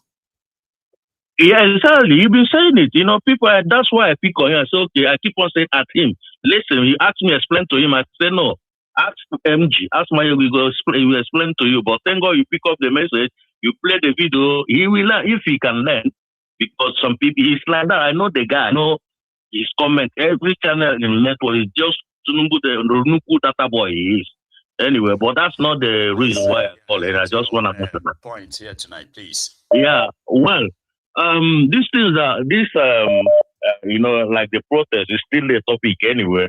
I think it's gonna be, as you said, this is the end, the beginning and the end of terrorism in Nigeria. The way they handle I think, because I mean, what's going to happen next? We determine how we get used to children being kidnapped. Nah. I mean, like it's not going to. Yeah, we know. Work. It's not going to work, and you should remember, as you said, when this guy, Nnamdi Kanu was saying this, he knows that Yorubas can stop this if they want. Yes. He knows that this issue, minus all this political thing, that when Yorubas are out of this, it's gonna be either the end. You know, but because of the media was offering it, they don't want to take it open. Now, this case, it can be sacrificed of Nigerians because these boys, these Funade guys, I don't know how they're gonna release this kid. Finger crossed. Have you started hearing people saying that this election in 2027, if they don't bring these kids back and stop this terrorism, that they shouldn't even think about the election in 2027. People are already like dropping that little by little now. That's why I said the way they handle this, what's going to happen. Yeah. Exactly. I think this kids now is have to be. I pray it's people's children. I have my own kids here. I don't want things like that to happen to them. No. But I pray, you know, they release these kids. You know, they have suffered. They have tortured them a lot. 2 years these kids have gone. You know, they have tortured these kids a lot. You know, but I don't know really. They need to release these guys. They need to release them. Thank you very much. And what the Southwest are doing now, at least they are opening their mind that it's nothing to do with Tinubu is ruling or is not ruling. Everybody has seen it, you know, and he have the key to stop it. If you really want to stop this, he can stop it now. You know, because he knows about this. It's out of politics now. What about politics? About it. If people can understand when this protest continue with this man, the shutting of schools, because not only the West have started it now, don't get me wrong, it's going to spread all the South. That's why I said yesterday that the moment something like this begins, if they don't, I believe that they've lost control of it anyway, but maybe I am wrong, right? If they actually have no real control, and the real control we are talking about here is that one, the children should be released, okay? And then that's number one. Happen again. Okay, but the way they handle it will determine what will happen next. Because the moment they say all schools should shut down, and you begin to see other areas shutting schools, that has never happened in Nigeria before. You know that. Now NUT is asking people to shut because they're not already shut their own schools down. They're not already shut the whole school down. Was not official. Now that one was because of these attacks. Thousands of schools have been shut down. I mean, for the union body to announce the shutting down of schools because of terrorism that's never happened before, right? So if they never happened, it never happened though. It never happened. Yeah. If they fail to do it well, I think we are heading to that. We are heading to that untalkable thing. Those things they don't want to talk about. I think we are heading to that level. I believe that's how it's gonna be. And at the same time, using this media to tell Nigerians, open your mind as you protesting about these kids in kidnapping them. They should open up their mouth and talk about nothing. Because you cannot talk about these kids without mentioning that guy. If people can think, you cannot talk about these kids, about what is going on now in Nigeria. Mostly these kids without talking about the guy. Without talking about that man. Yeah. And because he's there now because of the alert Nigerians. That's his own sin, nothing more. Nothing more. And this political class, I think they know about it. Thank you so anyway, much. I just I appreciate that. I appreciate that you played that move, thank you very much for calling. And this guy should learn it. Yeah, remember, brother. Remember. You have a good one. I actually have another caller. Let's take it. I don't know if I got that. Hello. Hello, can you Hello. hear me? Maiyegun Baba. Baba. How are you? I'm good. Longest time. I know. You know, but I've always been here. It's only YouTube that denied a lot of you from even noticing that Maiyegun was live or this or that, right? So I've been battling with that for months. But I've always I've always been around. Yeah, even the time you came to Houston last year, I was out of state. I was at work in faraway Oregon, so I couldn't be able to meet with you, you know. Bless you. We'll have another shot anyway another time. Yeah, definitely. Oh, please, whenever you're going to come back to the States, please let us know so that we can be able to prepare. Wait for you. I will. Trust me, I will this time around. Anyway, here we are. Yes, okay. Same old. Yeah. And what we feared is now happening. What we dreaded, now witnessing. You know, I can remember like 4 or 5 years ago, you used to say on this Temple of the Truth that if people fail to understand or to see the writings on the wall, it will get to everybody. Eventually. And now it's getting to everybody. You know, it's so unfortunate. Sometimes my heart bleeds. I sit to think, what kind of human beings do we have or do we call our leaders that even a little child can understand that things are not being done right? No. The influx of these people we call Fulani. We've been living with Fulanis over the years that are now that the only thing, yes, they conquered some part of our country, but this issue of killing, the people doing it are not Nigerians. If you look at them, look at their dressing, even they don't even speak Hausa. When you look at them, their videos is going on everywhere. They're not even scared again to show their faces. And the loot, the money they're stealing. The government allowed this nonsense to get to this point. And by so doing, they can't get control of it anymore. It's going to get worse. It's going to get worse. And the reason why it was like that is just because of this religious beliefs that some of our core Muslim brothers could not speak out, condemning the influx of these criminals coming into our country, abducting our people, killing us, raping our women, abducting our children, torturing them on camera that we are watching online, and you'll be asking yourselves, are these Nigerians? Like, how is this even like happening? They don't look like Nigerians. When you look at them, and they'll be showing the billions cash that you can't even imagine seeing in a bank. They'll be floating it, showing it on the screen. What are we talking about? Okay. But it's going to be a time. I strongly still believe, Sha, that we are actually nearing that end of it. It is either going to be the end of this terrorism or the end of Nigeria. Absolutely. Because people are beginning to now see that we only have just one tribe, Fulani tribe, going after every other ethnic nationalities in Nigeria. Like every other tribe is having a taste of this violence from one tribe, Fulani. That is going to probably end up leading all of us to agreeing that maybe we should go our separate ways. The conversation they hate to have. Definitely.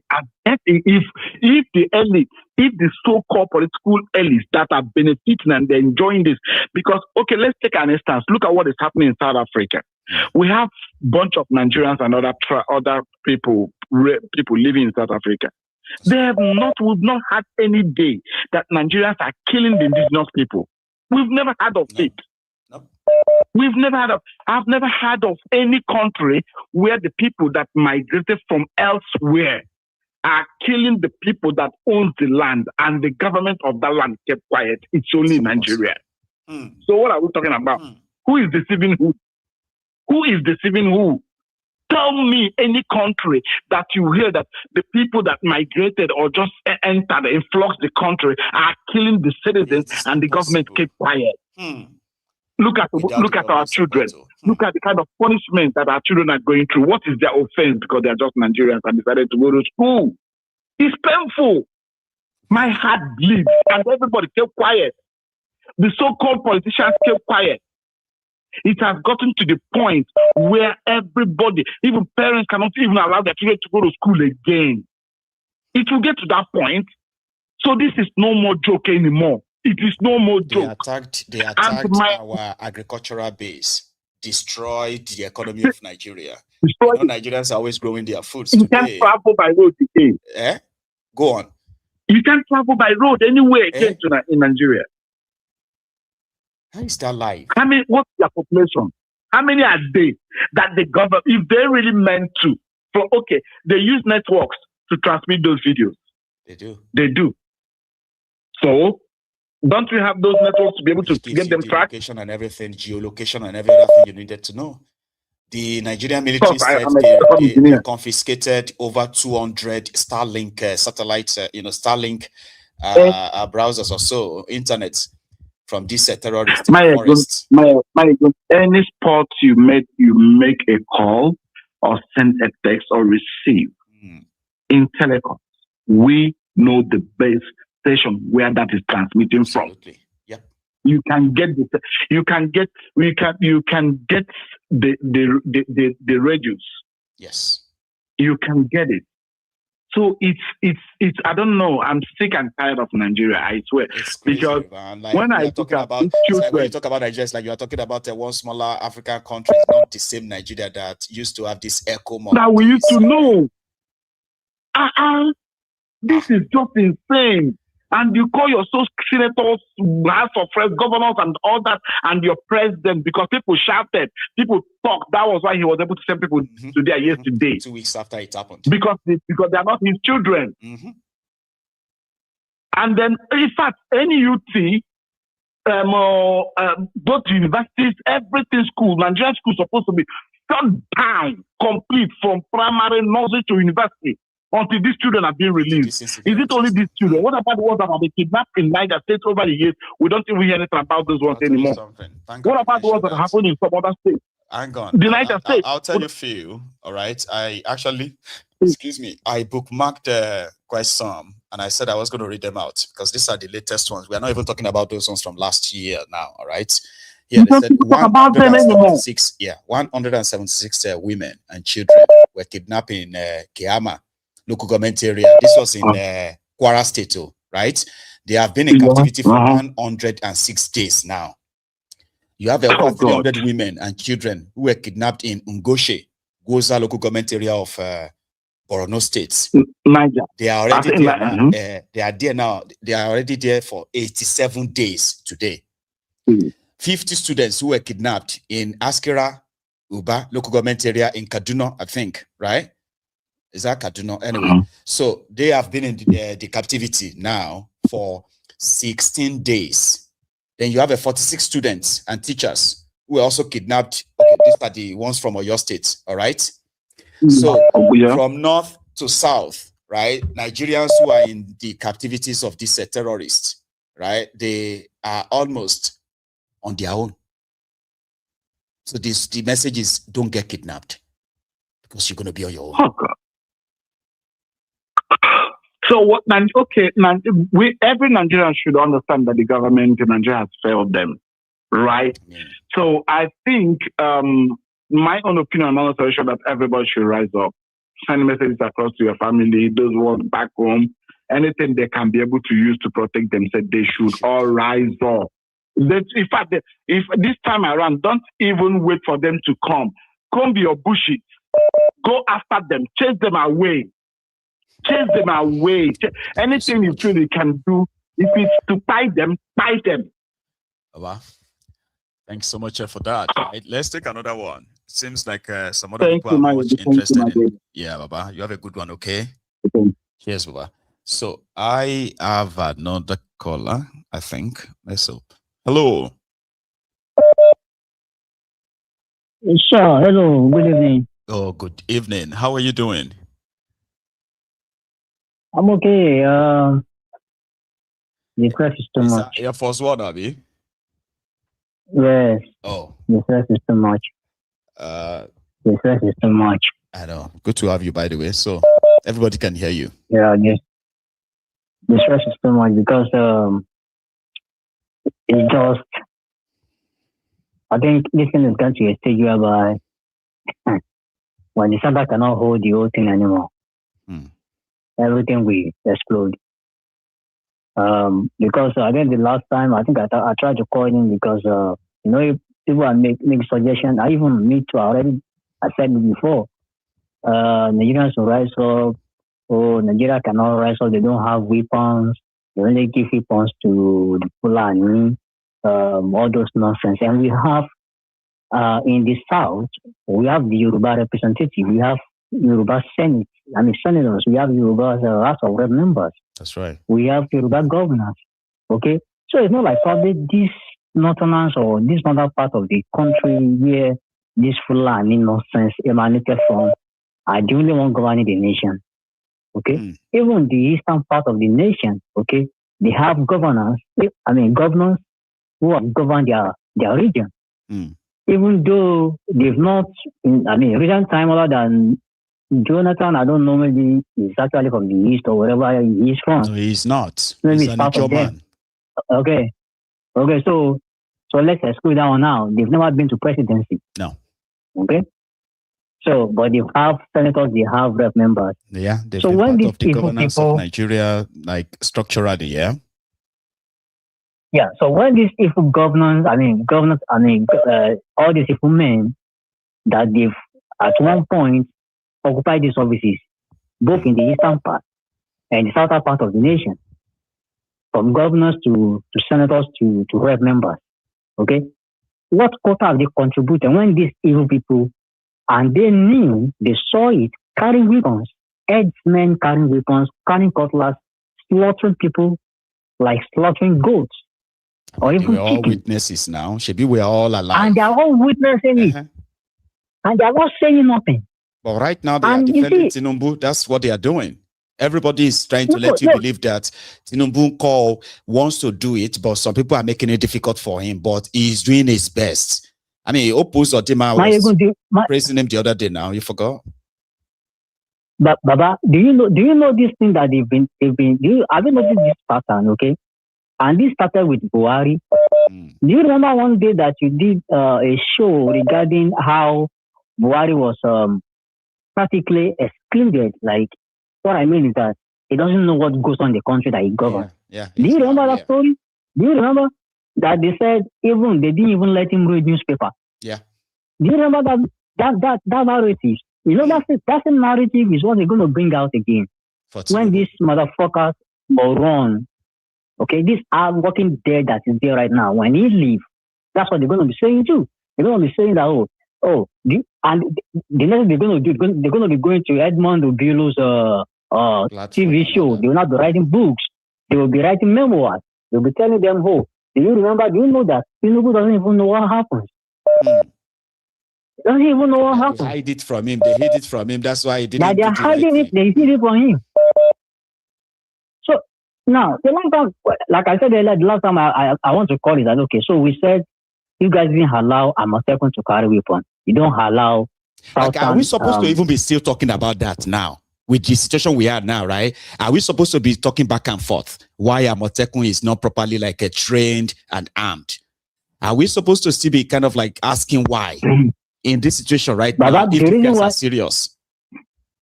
Yeah. But the reason why we are still talking about it is because we don't have any representatives. They are saying that they are doing something. They say they are doing something. No, they are not doing anything. But we are not seeing anything. No, they are not doing anything.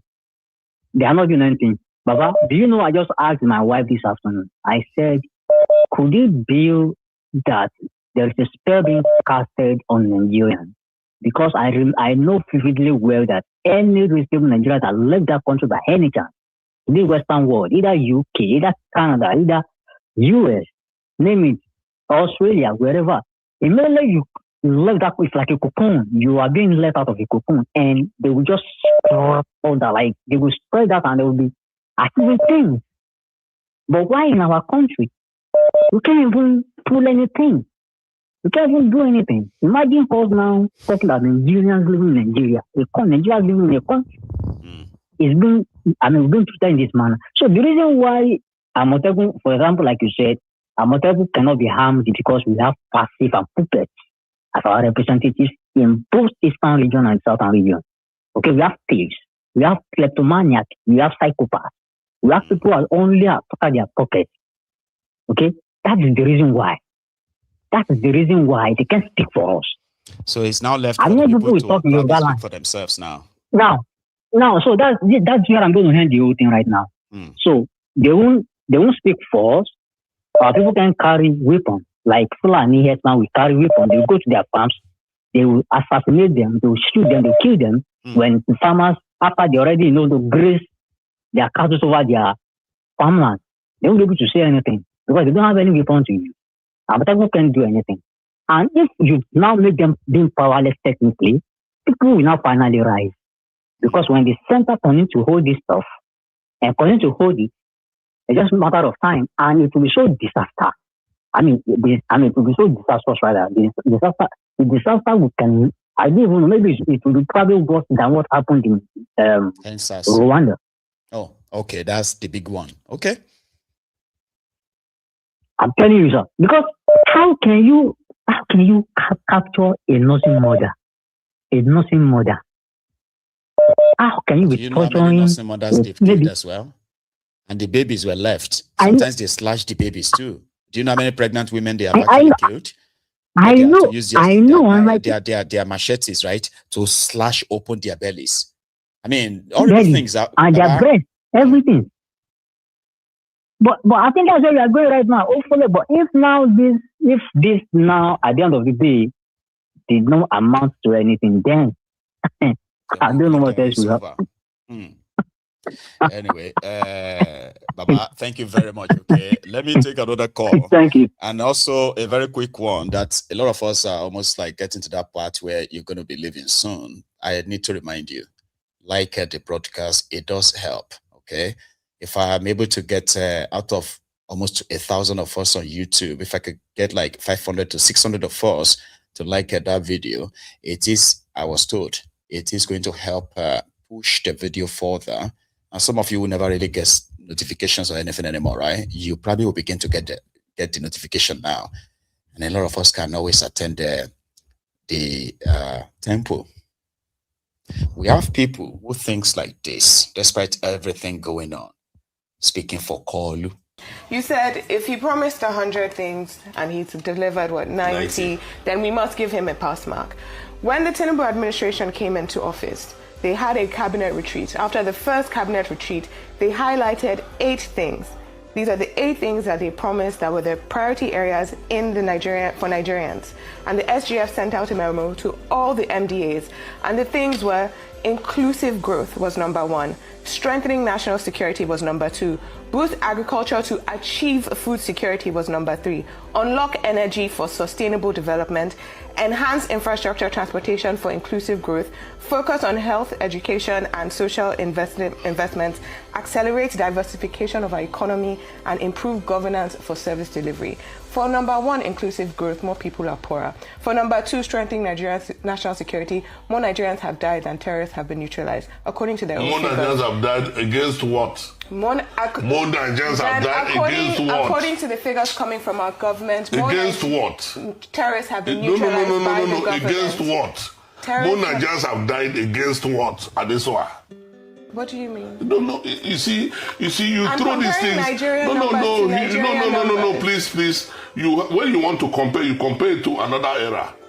More Nigerians have died against what? Just before you go, these are not my numbers. Remember, Goodluck Jonathan, 2011 to 2013, approximately 11,000 conflict-related deaths. Muhammadu Buhari, 2015 to 2017, approximately 17,000 conflict-related fatalities.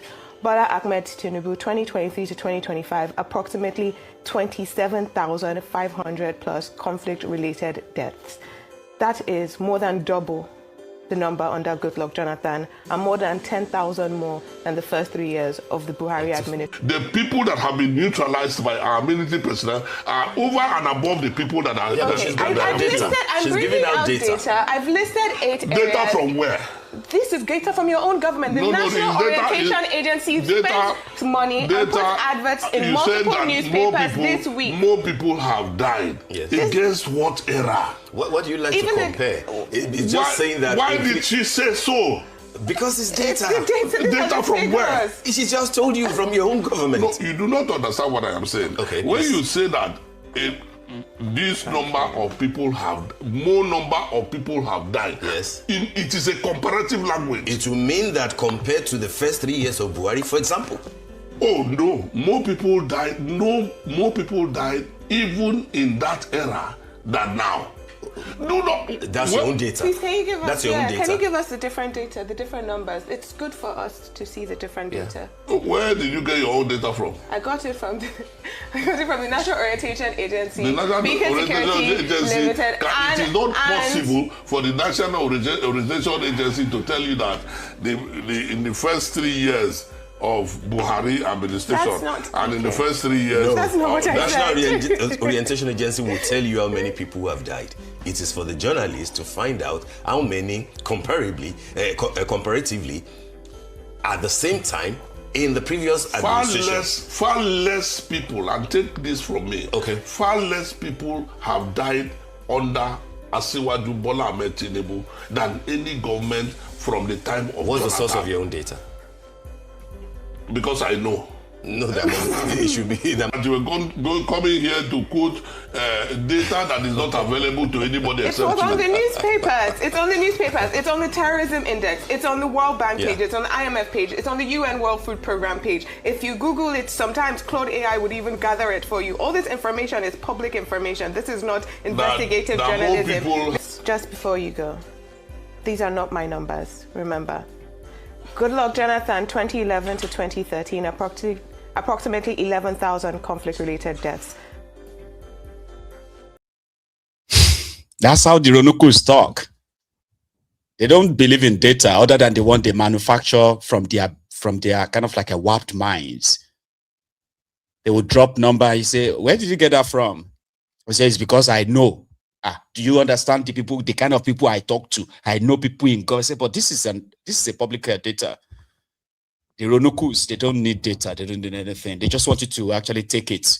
And that's exactly the way they are running the contraption on do Allah, do Anobi. I think I have a caller. Hello. Hey, Maiyegun, thanks for taking my call. Thank you very much for calling. Long-time caller. Please. Yeah, this is Joe from New York City. That's Joe. All right, so go on. Yeah, I wanted to chime in about what the VDM is doing, right? So a few days ago, he put out a video and said he gives the federal government 4 days to try to rescue the kids in Oyo State, right? Okay. That after 4 days has elapsed, if the government doesn't do anything, he will raise the money and he will do this and do that, right? And on the surface level, right? That's very admirable, right? That's something nice. Like he cares. But we have it backwards, Maiyegun, right? Nigerians, we have a history of absorbing responsibility from the people who are supposed to do a task they have been saddled upon to do, right? So my frustration here is this, Government has bombs. Government has an army. Government has weapons, right? So if you're going to use an NGO to raise money, then we're going to be on a never-ending cycle of raising money to pay ransom to rescue people. And when will it end? It won't. So I'm not going to incite people, because every small thing they say, hey, you are inciting the crowd. Listen, I have one child, I have one child. Bless you, and we live here in New York City. If I bring my son home, and something happens to my son, hypothetically speaking, I will find the governor, who is the chief security officer of that state. If the governor has 5 children, I will take all 5 children from the governor. right?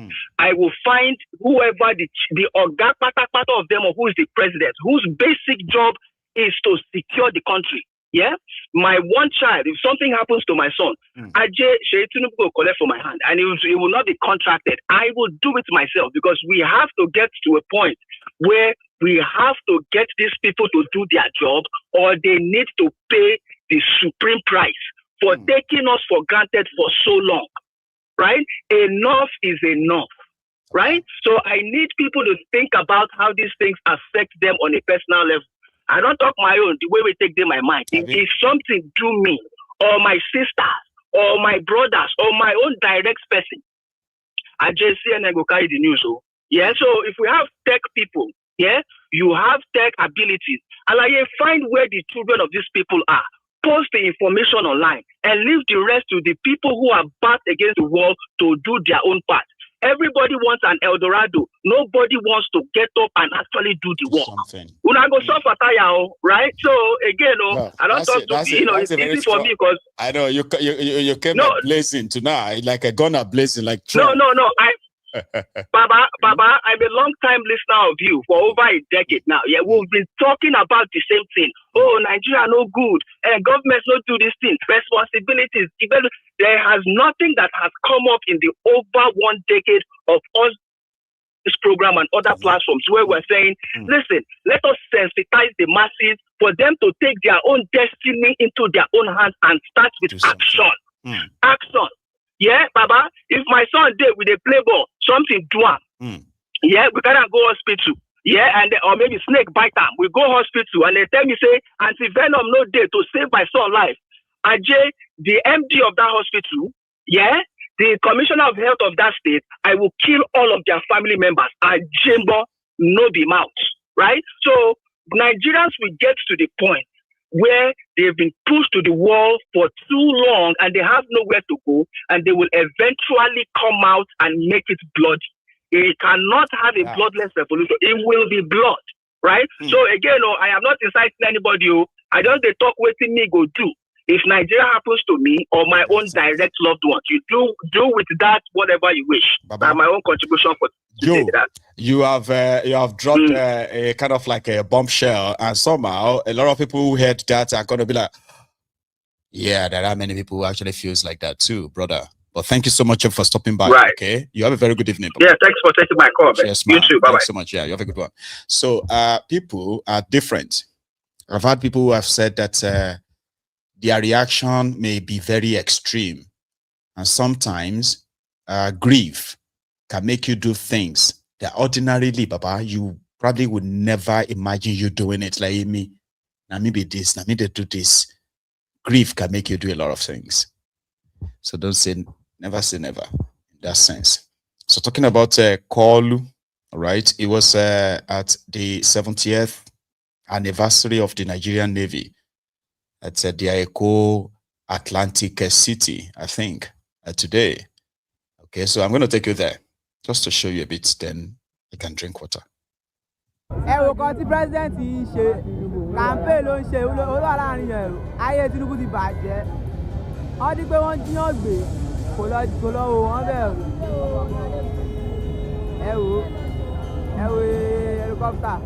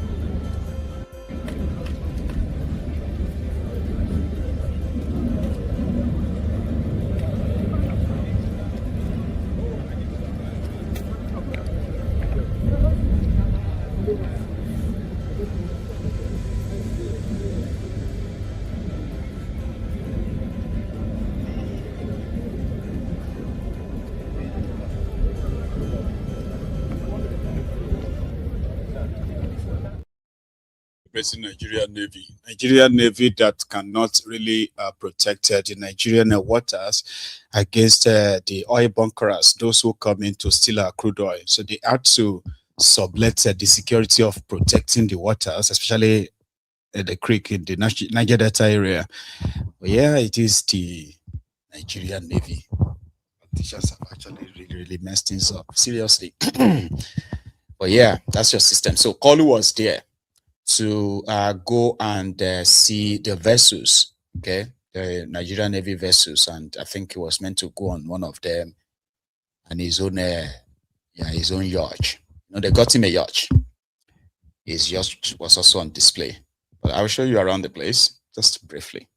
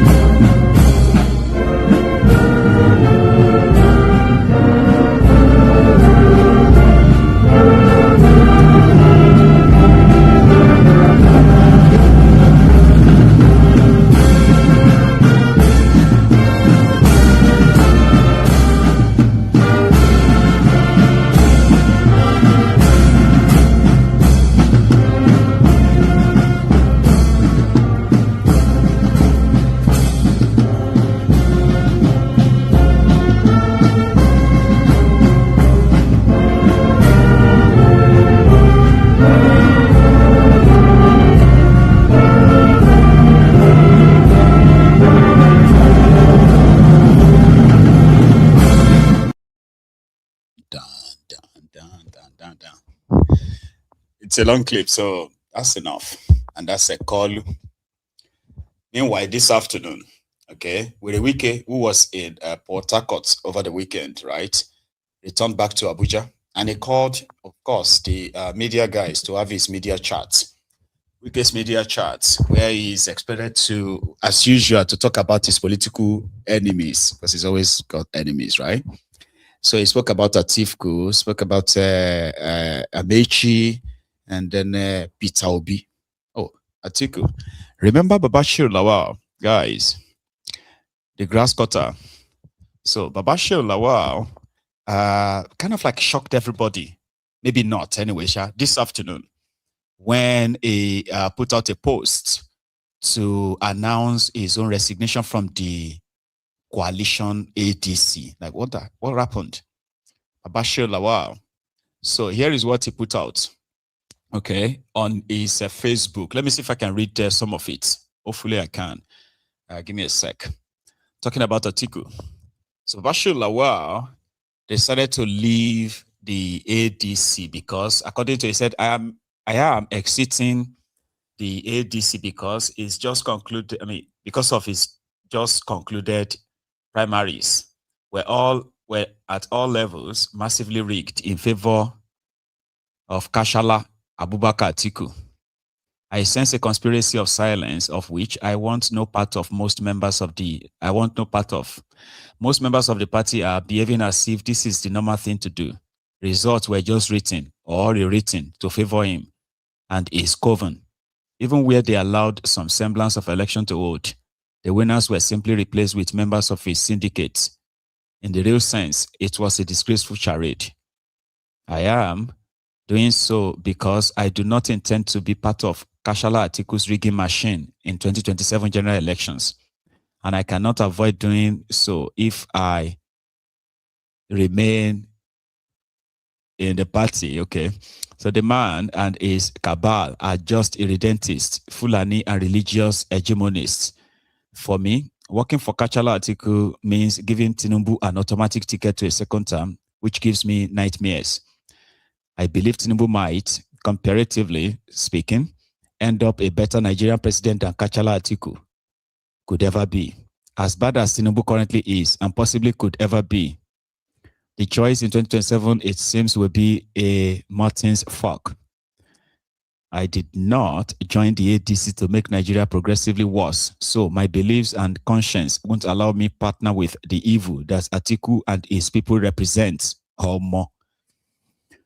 For we're close to 25 adult children, 6 wives, past and present, some offshore, and a heavily shrunk, decapitated business empire. I foresee 25 Sheyi Tinumbus and 6 Remi Tinumbus, a prospect that has been keeping me awake all night with worry. And who knows which Shaguris might be lurking around the corner waiting for an Atiku bazaar. I would have thought that the Northerners who helped rig the primaries for a near senior, like, one thing there, let me tell you something. I'm going to continue reading, okay? When this was first published, a lot of people actually felt it was fake. Do you understand? Like, initially they felt like, oh, it was fake. Then later they realized that it was actually Bashir Lawal that posted this on Facebook himself. And then the media houses picked it up. And they confirmed it. It was him. Like, all of them have started coalition. You know, Atiku go one contest and be part of, but you still joined them and you knew all of this. So what went wrong? Bashir Lawal, the guy that said Peter Obi is a shifty, unsettled kind of politician. It can't be, you know what I mean? Okay. Kashala Atiku. Okay? So according to him, he said, where was I? Let's start from that post 2027. Okay, I'll go back up a bit. Okay. He said, I would have thought that the Northerners who helped rig primaries for a near senile octogenarian, they all know to be an incompetent, tribal, and religious bigot, would be the ones that should crave the most a good post-2027 governance, seeing as Tinubu has driven his people to total destitution. I would have thought that when Northerners insist on Northern president, they will be thinking of one that will stop the downward spiral into poverty and insecurity, not an ineptocrat like Kashala Atiku. Alas, a leopard cannot change its spots. The North, it seems, is perpetually doomed to self-harm. While I will be tweaking my plans for the future and consulting with like-minded colleagues on how to stop this incompetent octogenarian from coming close to the presidential office, I will, in the meantime, retire to my village farm from where I will be watching Kashala Atiku and his band of wicked vote riggers and result manipulators, mercilessly outrigged and beaten to pulp by Tinubu's ruthless and superior rigging machine. Then, It will be bye-bye to this octogenarian presidential wannabe. It will be bye-bye to the North for preparing a religious hegemonist over a competent, well-renowned economist and corporate guru, Walatiwa. Trust me, people will leave their party and say, I'm leaving this party, I want to go to another one, the blah, the blah. I mean, I never see a person who left a party and then went full throttle on the presidential candidate of and they were all supposed to be member of a coalition. So they were deceiving themselves. They were lying to themselves, and most possibly they are still lying to themselves. What did Peter Obi actually see that a lot of people didn't see? And when he acted, a lot of them didn't understand. And somehow it's kind of like coming back to make sense. So this whole thing in Atiku, ADC, and the coalition, here you get, it's all kind of like coming together, making sense. Now, like the plan didn't work. And right now, this is the coalition. I have a caller. Here. Hello. Hello, Maiyegun. This is Ola calling from Canada. That is Senator Ola from Canada. How are you doing today, Baba? I'm good. And, let me start from this Babachi Lawal post. You know, somebody like that man, somebody like him cannot be trusted.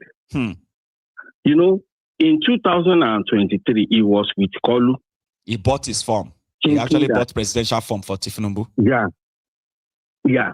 Thinking that his thought was that Tinubu would pick a Christian running mate from the north, so that he will from the north, so that at least so that he can be one of the few northern Christians. Tinubu could pick from, but unfortunately for them, Tinubu disappointed them and picked Shetima. And that was the genesis of his problem with Tinubu then. Now, this time around, maybe Tinubu has reached out to him. Maybe he's getting a plan that maybe Tinubu will drop a Shetima for a Christian northern VP. We don't know. But I can't trust Babachi Lawal. Remember when he left Tinubu, he just went straight for Obi, and he supported Obi all through at the time, only for him to call Obi shifty because he won't be part of the coalition. So people like that, they don't have any principle. We can maybe Tinubu has reached out to him, and then back to 2023 game. So I can't trust him. Then on this Ogumosho kidnapping, right. Abduction, I had them talking about fencing the schools. That's right. Terrorists will leave fencing. Because if they fence all the schools, these terrorists can destroy the fence and take the children out of the school. That's right. Now, instead of them, at least all the security, instead of them to ask that they should approve arms for Amotekun, if they post 10 Amotekun to each school, if they recruit more, all these hunters, all these retired military, retired police officers, and they have into Amotekun, and they have arms that can match what the terrorists will bring. Then the schools, if they post just 5 to all schools with the weapons, with these arms on them, then it will go a long way in. For a state like Oyo State, that they said they have over 600 secondary schools and then over 2,000 primary schools. So let's assume that 1/3 of them are, or let's even say 1/3 of them are the vulnerable ones that you want to man. With 5,000 personnel, do you know they can have all of these 5 armed officers, Amotekun, in every of those schools? Yes, now. 5. Yeah. With 5,000 officials. Yes. Yes, that's what I'm saying. That all these OPC guys, all those retired police officer, retired military men, all this, they can get recruited into the Amotekun and arm them. Yep. Then it will go instead of asking for fence. Even with the fence, if they fence all the schools, once they come, the terrorists can just one dynamite can blow away the side of the fence and take everybody away. Side of the fence, and then and take everybody away. I don't know who is thinking for these people. Well, so and then some people, you said something that some people are saying, maybe if the kidnapping continues, then it's either election does not hold or it will, lead to break off of Nigeria. That is the only solution to the problem. Let Nigeria divide. But my problem is, that man called Tinubu, he always, no matter how bad the situation is, Tinubu will always want to make a political gain from it. Exactly. Political capital of it. If millions are dying, Tinubu will always want to, those people, those dead souls those dead souls Tinubu is not concerned about them. We only look for how we make a political gain from. For example, now they say election should not hold, because of that, Tinubu will say, no problem, I will continue as president. National Assembly will move a motion that it should continue. Emotion. There's something like that. Nigeria is something. And then we declare, emergency. And then we declare something like emergency, and then it's in their constitution that the president can extend. They will make him an emergency power. They will create it. It's not in your constitution, though, but they will create it. Quick.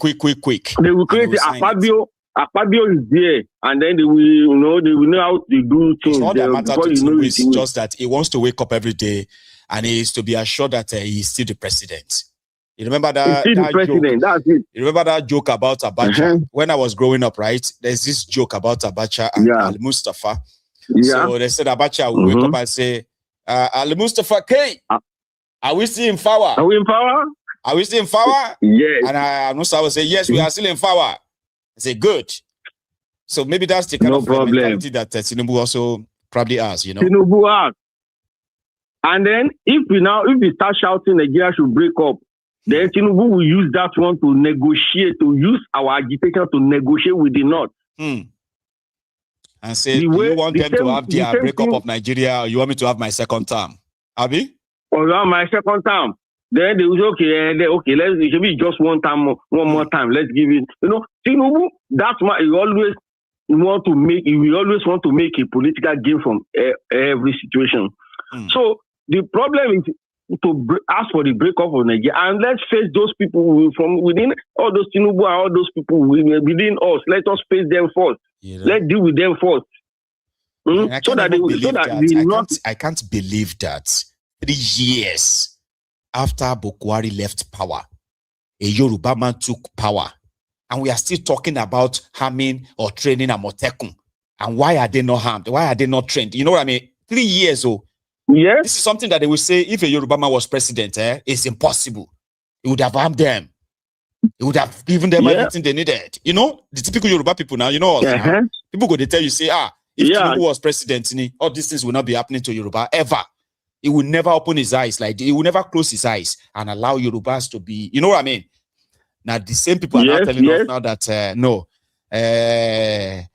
Makinde is the one that should be doing what Tinubu should be doing. So I was having a discussion with somebody from their department, the Ministry of Justice in Abuja. The man told me something that what Buhari was doing was to just keep Nnamdi Kanu in detention. Just delay, something like that. But when Tinubu came, Tinubu really wanted to jail. He wanted to sentence him to death. Yeah, because Tinubu, that's not part of the plot. So that's why I said that whatever they are doing to Nnamdi Kanu today, it is Tinubu that is doing it, not Buhari, not Fulani, not anything. Not Buhari. Want to use as an excuse, right?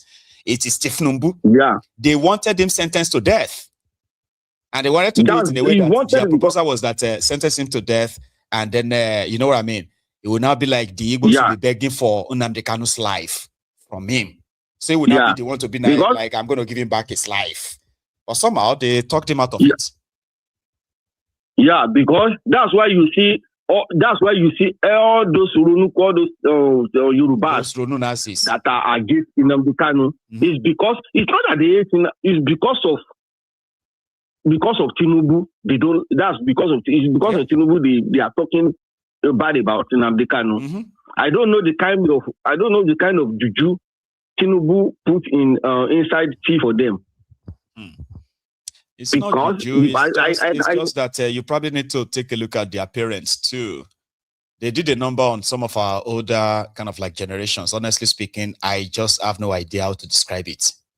You have educated people, enlightened people, defending Kalu like illiterate. You get what I mean? Like you'll be like, why are you sounding like that? Why are you sounding so stupid? Did you see the video I played earlier? Did you see that man?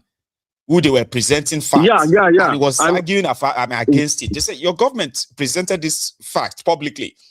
And he said, no, I don't know. That's who they are. My daughter that was watching this program with me was saying, who is this old fool? She was, my 16-year-old daughter was saying, who is this old fool? Imagine look at somebody's father. But these are educated people, but suddenly they will become stupid, illiterate, and in a way, and then you'll be wondering and say, why are you disgracing yourself? For who? For Tinubu? Like, for how much? Imagine. If Tinubu is not president of Nigeria today, the Yorubas will be the most, we Yorubas, okay, will probably, maybe not me, because me, you know me, I always let people know who Tinubu is, and there are millions of us like that. Majority of the Yorubas who know Tinubu very well, okay? We speak, but I'm talking about the Yorubas that will tell you that, if it wasn't your president in Nigeria today, they will begin to remind us of how it could have been. A lot of things they told us about Abiola. Yeah. They said, Abiola would have been the best president Nigeria. You know what I mean? This is who they are. But the moment they failed, they want somebody else to take the blame. And if you're a Yoruba person that disagree, they will say, why are the Yorubas always against their own people? Our people are dying. And they are Yorubas. Did you see this video or this was saying people Yoruba should support Tinubu or something like that. I saw the video and I said, what rubbish? What is this one saying? Well, I'm not so. This was fine. I'm not surprised about him. During that Abacha time, he was one of those people that went to Abuja to sing Abacha Mos. He was lucky that he didn't kiss the dust afterward.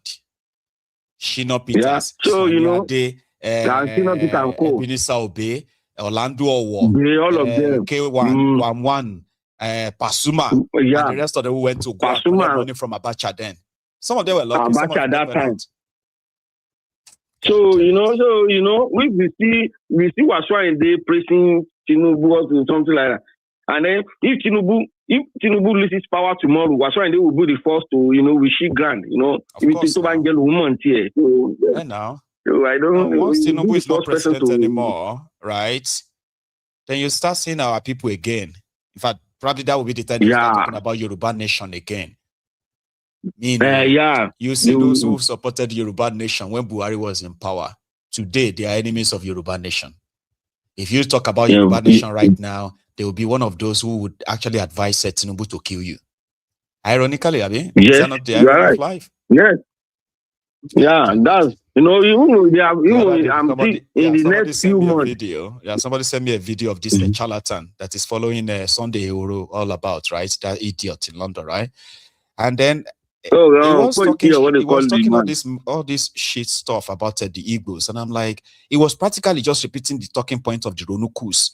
The Igbos are the ones who want to remove The Igbos are the ones who are trying to blackmail. I was like, what the heck?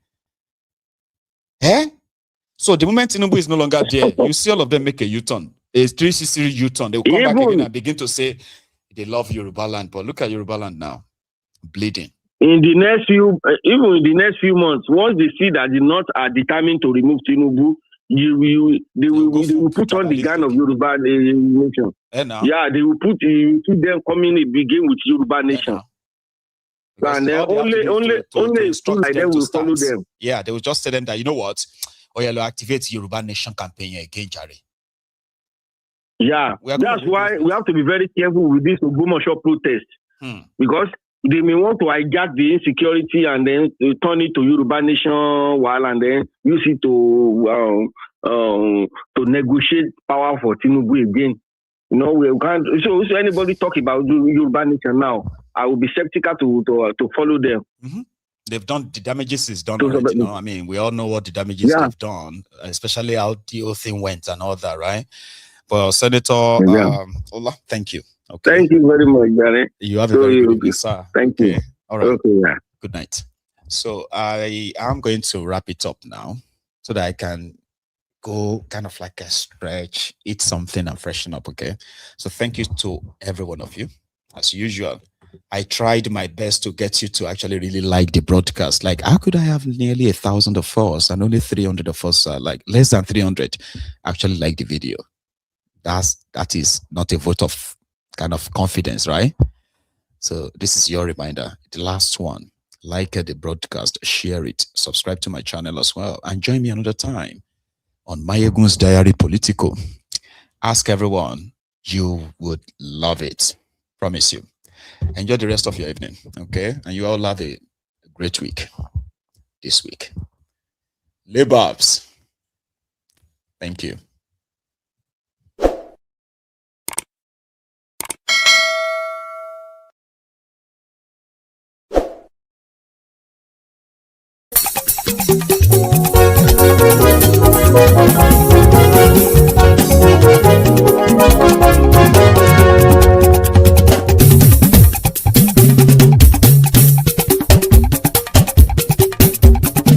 Maiyegun làwa mọ̀ làmọ̀ tó dòdòdò. Maiyegun Diary Maiyegun #1. Maiyegun làwa mọ̀ làmọ̀ tó dòdòdò. Maiyegun Diary Maiyegun #1. Maiyegun ti dé o ọ̀rẹ́ ará ìlú. Maiyegun Diary Maiyegun #1. Lórí Facebook, lórí YouTube. Maiyegun Diary Maiyegun #1. Gbogbo bó ṣe ń lọ ni Maiyegun já wa sí. Maiyegun Diary Maiyegun #1. Àṣírí ọ̀jẹ̀lú kì í bò níbẹ̀ o. Maiyegun Diary Maiyegun #1. Bó bá ṣe eré àní Maiyegun máa wí. Maiyegun Diary Maiyegun #1. Ó sì tún ṣe eré wàá gbọ́ níbẹ̀ o. Maiyegun Diary Maiyegun #1. Maiyegun Diary Politico. Maiyegun Diary Maiyegun #1. Godfatherism kò sí lọ́rọ̀ Maiyegun. Maiyegun Diary Maiyegun #1. Ẹ farabalẹ̀ sẹ́ o kẹgọ́rọ̀ lẹ́nu o. Maiyegun Diary Maiyegun #1. Àní Maiyegun làwa mọ̀ tó dòdòdò. Maiyegun Diary Maiyegun #1.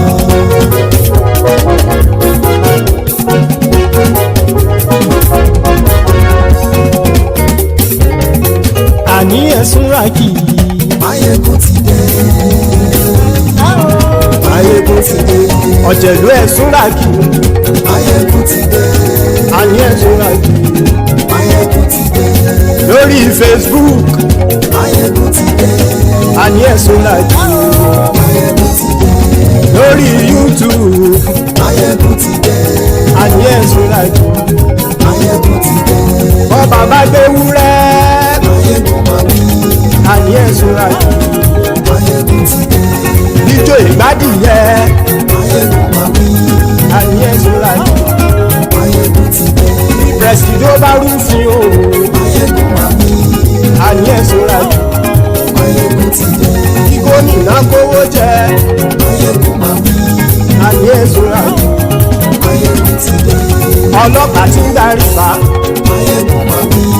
Àní ẹ̀sùn ràkì. Maiyegun ti dé. Aṣòfin tí ń rúfin o. Maiyegun máa wí. Àní ẹ̀sùn ràkì. Maiyegun ti dé. Òpùrọ́ olóṣèlú. Maiyegun máa wí. Àní ẹ̀sùn ràkì. ọ̀jẹ̀lú ẹ̀sùn ràkì. Maiyegun ti dé. àní ẹ̀sùn ràkì. Maiyegun ti dé.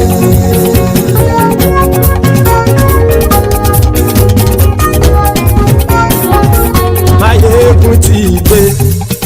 gbogbo ọ̀jẹ̀lú ẹ̀sùn ràkì. Maiyegun ti dé. gbogbo ọ̀jẹ̀lú ẹ̀sùn ràkì. ṣùgbọ́n ní bá ti ṣe èyí tó yẹ kí wọ́n ṣe ọmọ bá dèrò ní fi wọ́n níran òun. Maiyegun ti dé. gbogbo ọ̀jẹ̀lú ẹ̀sùn ràkì. Maiyegun ti dé. gbogbo ọ̀jẹ̀lú ẹ̀sùn ràkì. ṣùgbọ́n ní bá ti ṣe èyí tó yẹ kí wọ́n ṣe ọmọ bá dèrò ní fi wọ́n níran. wọ́n fowó bẹ́ẹ̀ o Maiyegun ó sọ pé wọ́n ò bẹ́ẹ̀ wọ́n fowó bẹ́ẹ̀ Maiyegun ó sọ pé wọ́n ò bẹ́ẹ̀ oníkanṣá ti ṣe èyí tó yẹ kí wọ́n ṣe fáwọn ará ìlú tó gbé wọn débẹ̀ o àyè. Maiyegun ti dé. gbogbo ọ̀jẹ̀lú ẹ̀sùn ràkì. Maiyegun ti dé. gbogbo ọ̀jẹ̀lú ẹ̀sùn ràkì. ṣùgbọ́n ní bá ti ṣe yìí tó yẹ kí wọ́n ṣe ọmọ bá dẹ́rọ̀ òní fi wọ́n níran. kì máa yí ṣe eré ọ̀rọ̀ yìí kì í ṣe ẹ̀fẹ̀. kì máa yí ṣe eré ọ̀rọ̀ yìí kì í ṣe ẹ̀fẹ̀. ẹni bá ti lè lẹ́bọ̀ lẹ́rù o ọmọ bá dèrò kàṣàyè tú wọn síta. Maiyegun ti dé. gbogbo ọ̀jẹ̀lú ẹ̀sùn ràkì. Maiyegun ti dé. gbogbo ọ̀jẹ̀lú ẹ̀sùn ràkì. ṣùgbọ́n ní bá ti ṣe yìí tó yẹ kí wọ́n ṣe ọmọ bá dẹ́rọ̀ òní fi wọ́n níran. tẹnitẹni ọmọ Maiyegun ọ̀rẹ́ ara ìlú mọ̀mọ́ ni mo fọlọ́run sọ ẹ̀ bá kìlẹ́bù. lóòótọ́ olódodo ìlú ọ̀tá ìlú mọ̀mọ́ ni ìwọ ṣá máa ń ṣọ́ra kò sì mọ́ bẹ̀rù. bọ́tà ń lè rí bóníṣègùn lé káwọn mọ̀mọ́ fi ṣera wọn ni ó ti dẹrùn tí wọn ò gbọ́dọ̀ sè mọ́bẹ̀. èèpo ọ̀gọ̀ lọmọ bá dérò tàjẹ́ ò gbọ́dọ̀ jẹ́ ó ti jọba lórí àbínú ẹni kò sì mọ́ bùyà. àìsíwọ́lu ní ẹnìkẹ́ ìgbódì ẹyin lábàrá o ó kó ẹni tó bá dán wò á kà mọ́. Maiyegun ti dé. gbogbo ọ̀jẹ̀lú ẹ̀sùn ràkì. Maiyegun ti dé. gbogbo ọ̀jẹ̀lú ẹ̀sùn ràkì o. ẹni bá ti ṣe yìí tó yẹ kí wọ́n ṣe ọmọ bá dèrò òní fi wọ́n níran o. Maiyegun ti dé. gbogbo ọ̀jẹ̀lú ẹ̀sùn ràkì. Maiyegun ti dé. gbogbo ọ̀jẹ̀lú ẹ̀sùn ràkì. ṣùgbọ́n ní bá ti ṣe yìí tó yẹ kí wọ́n ṣe ọmọ bá dẹ́rọ̀ òní fi wọ́n níran.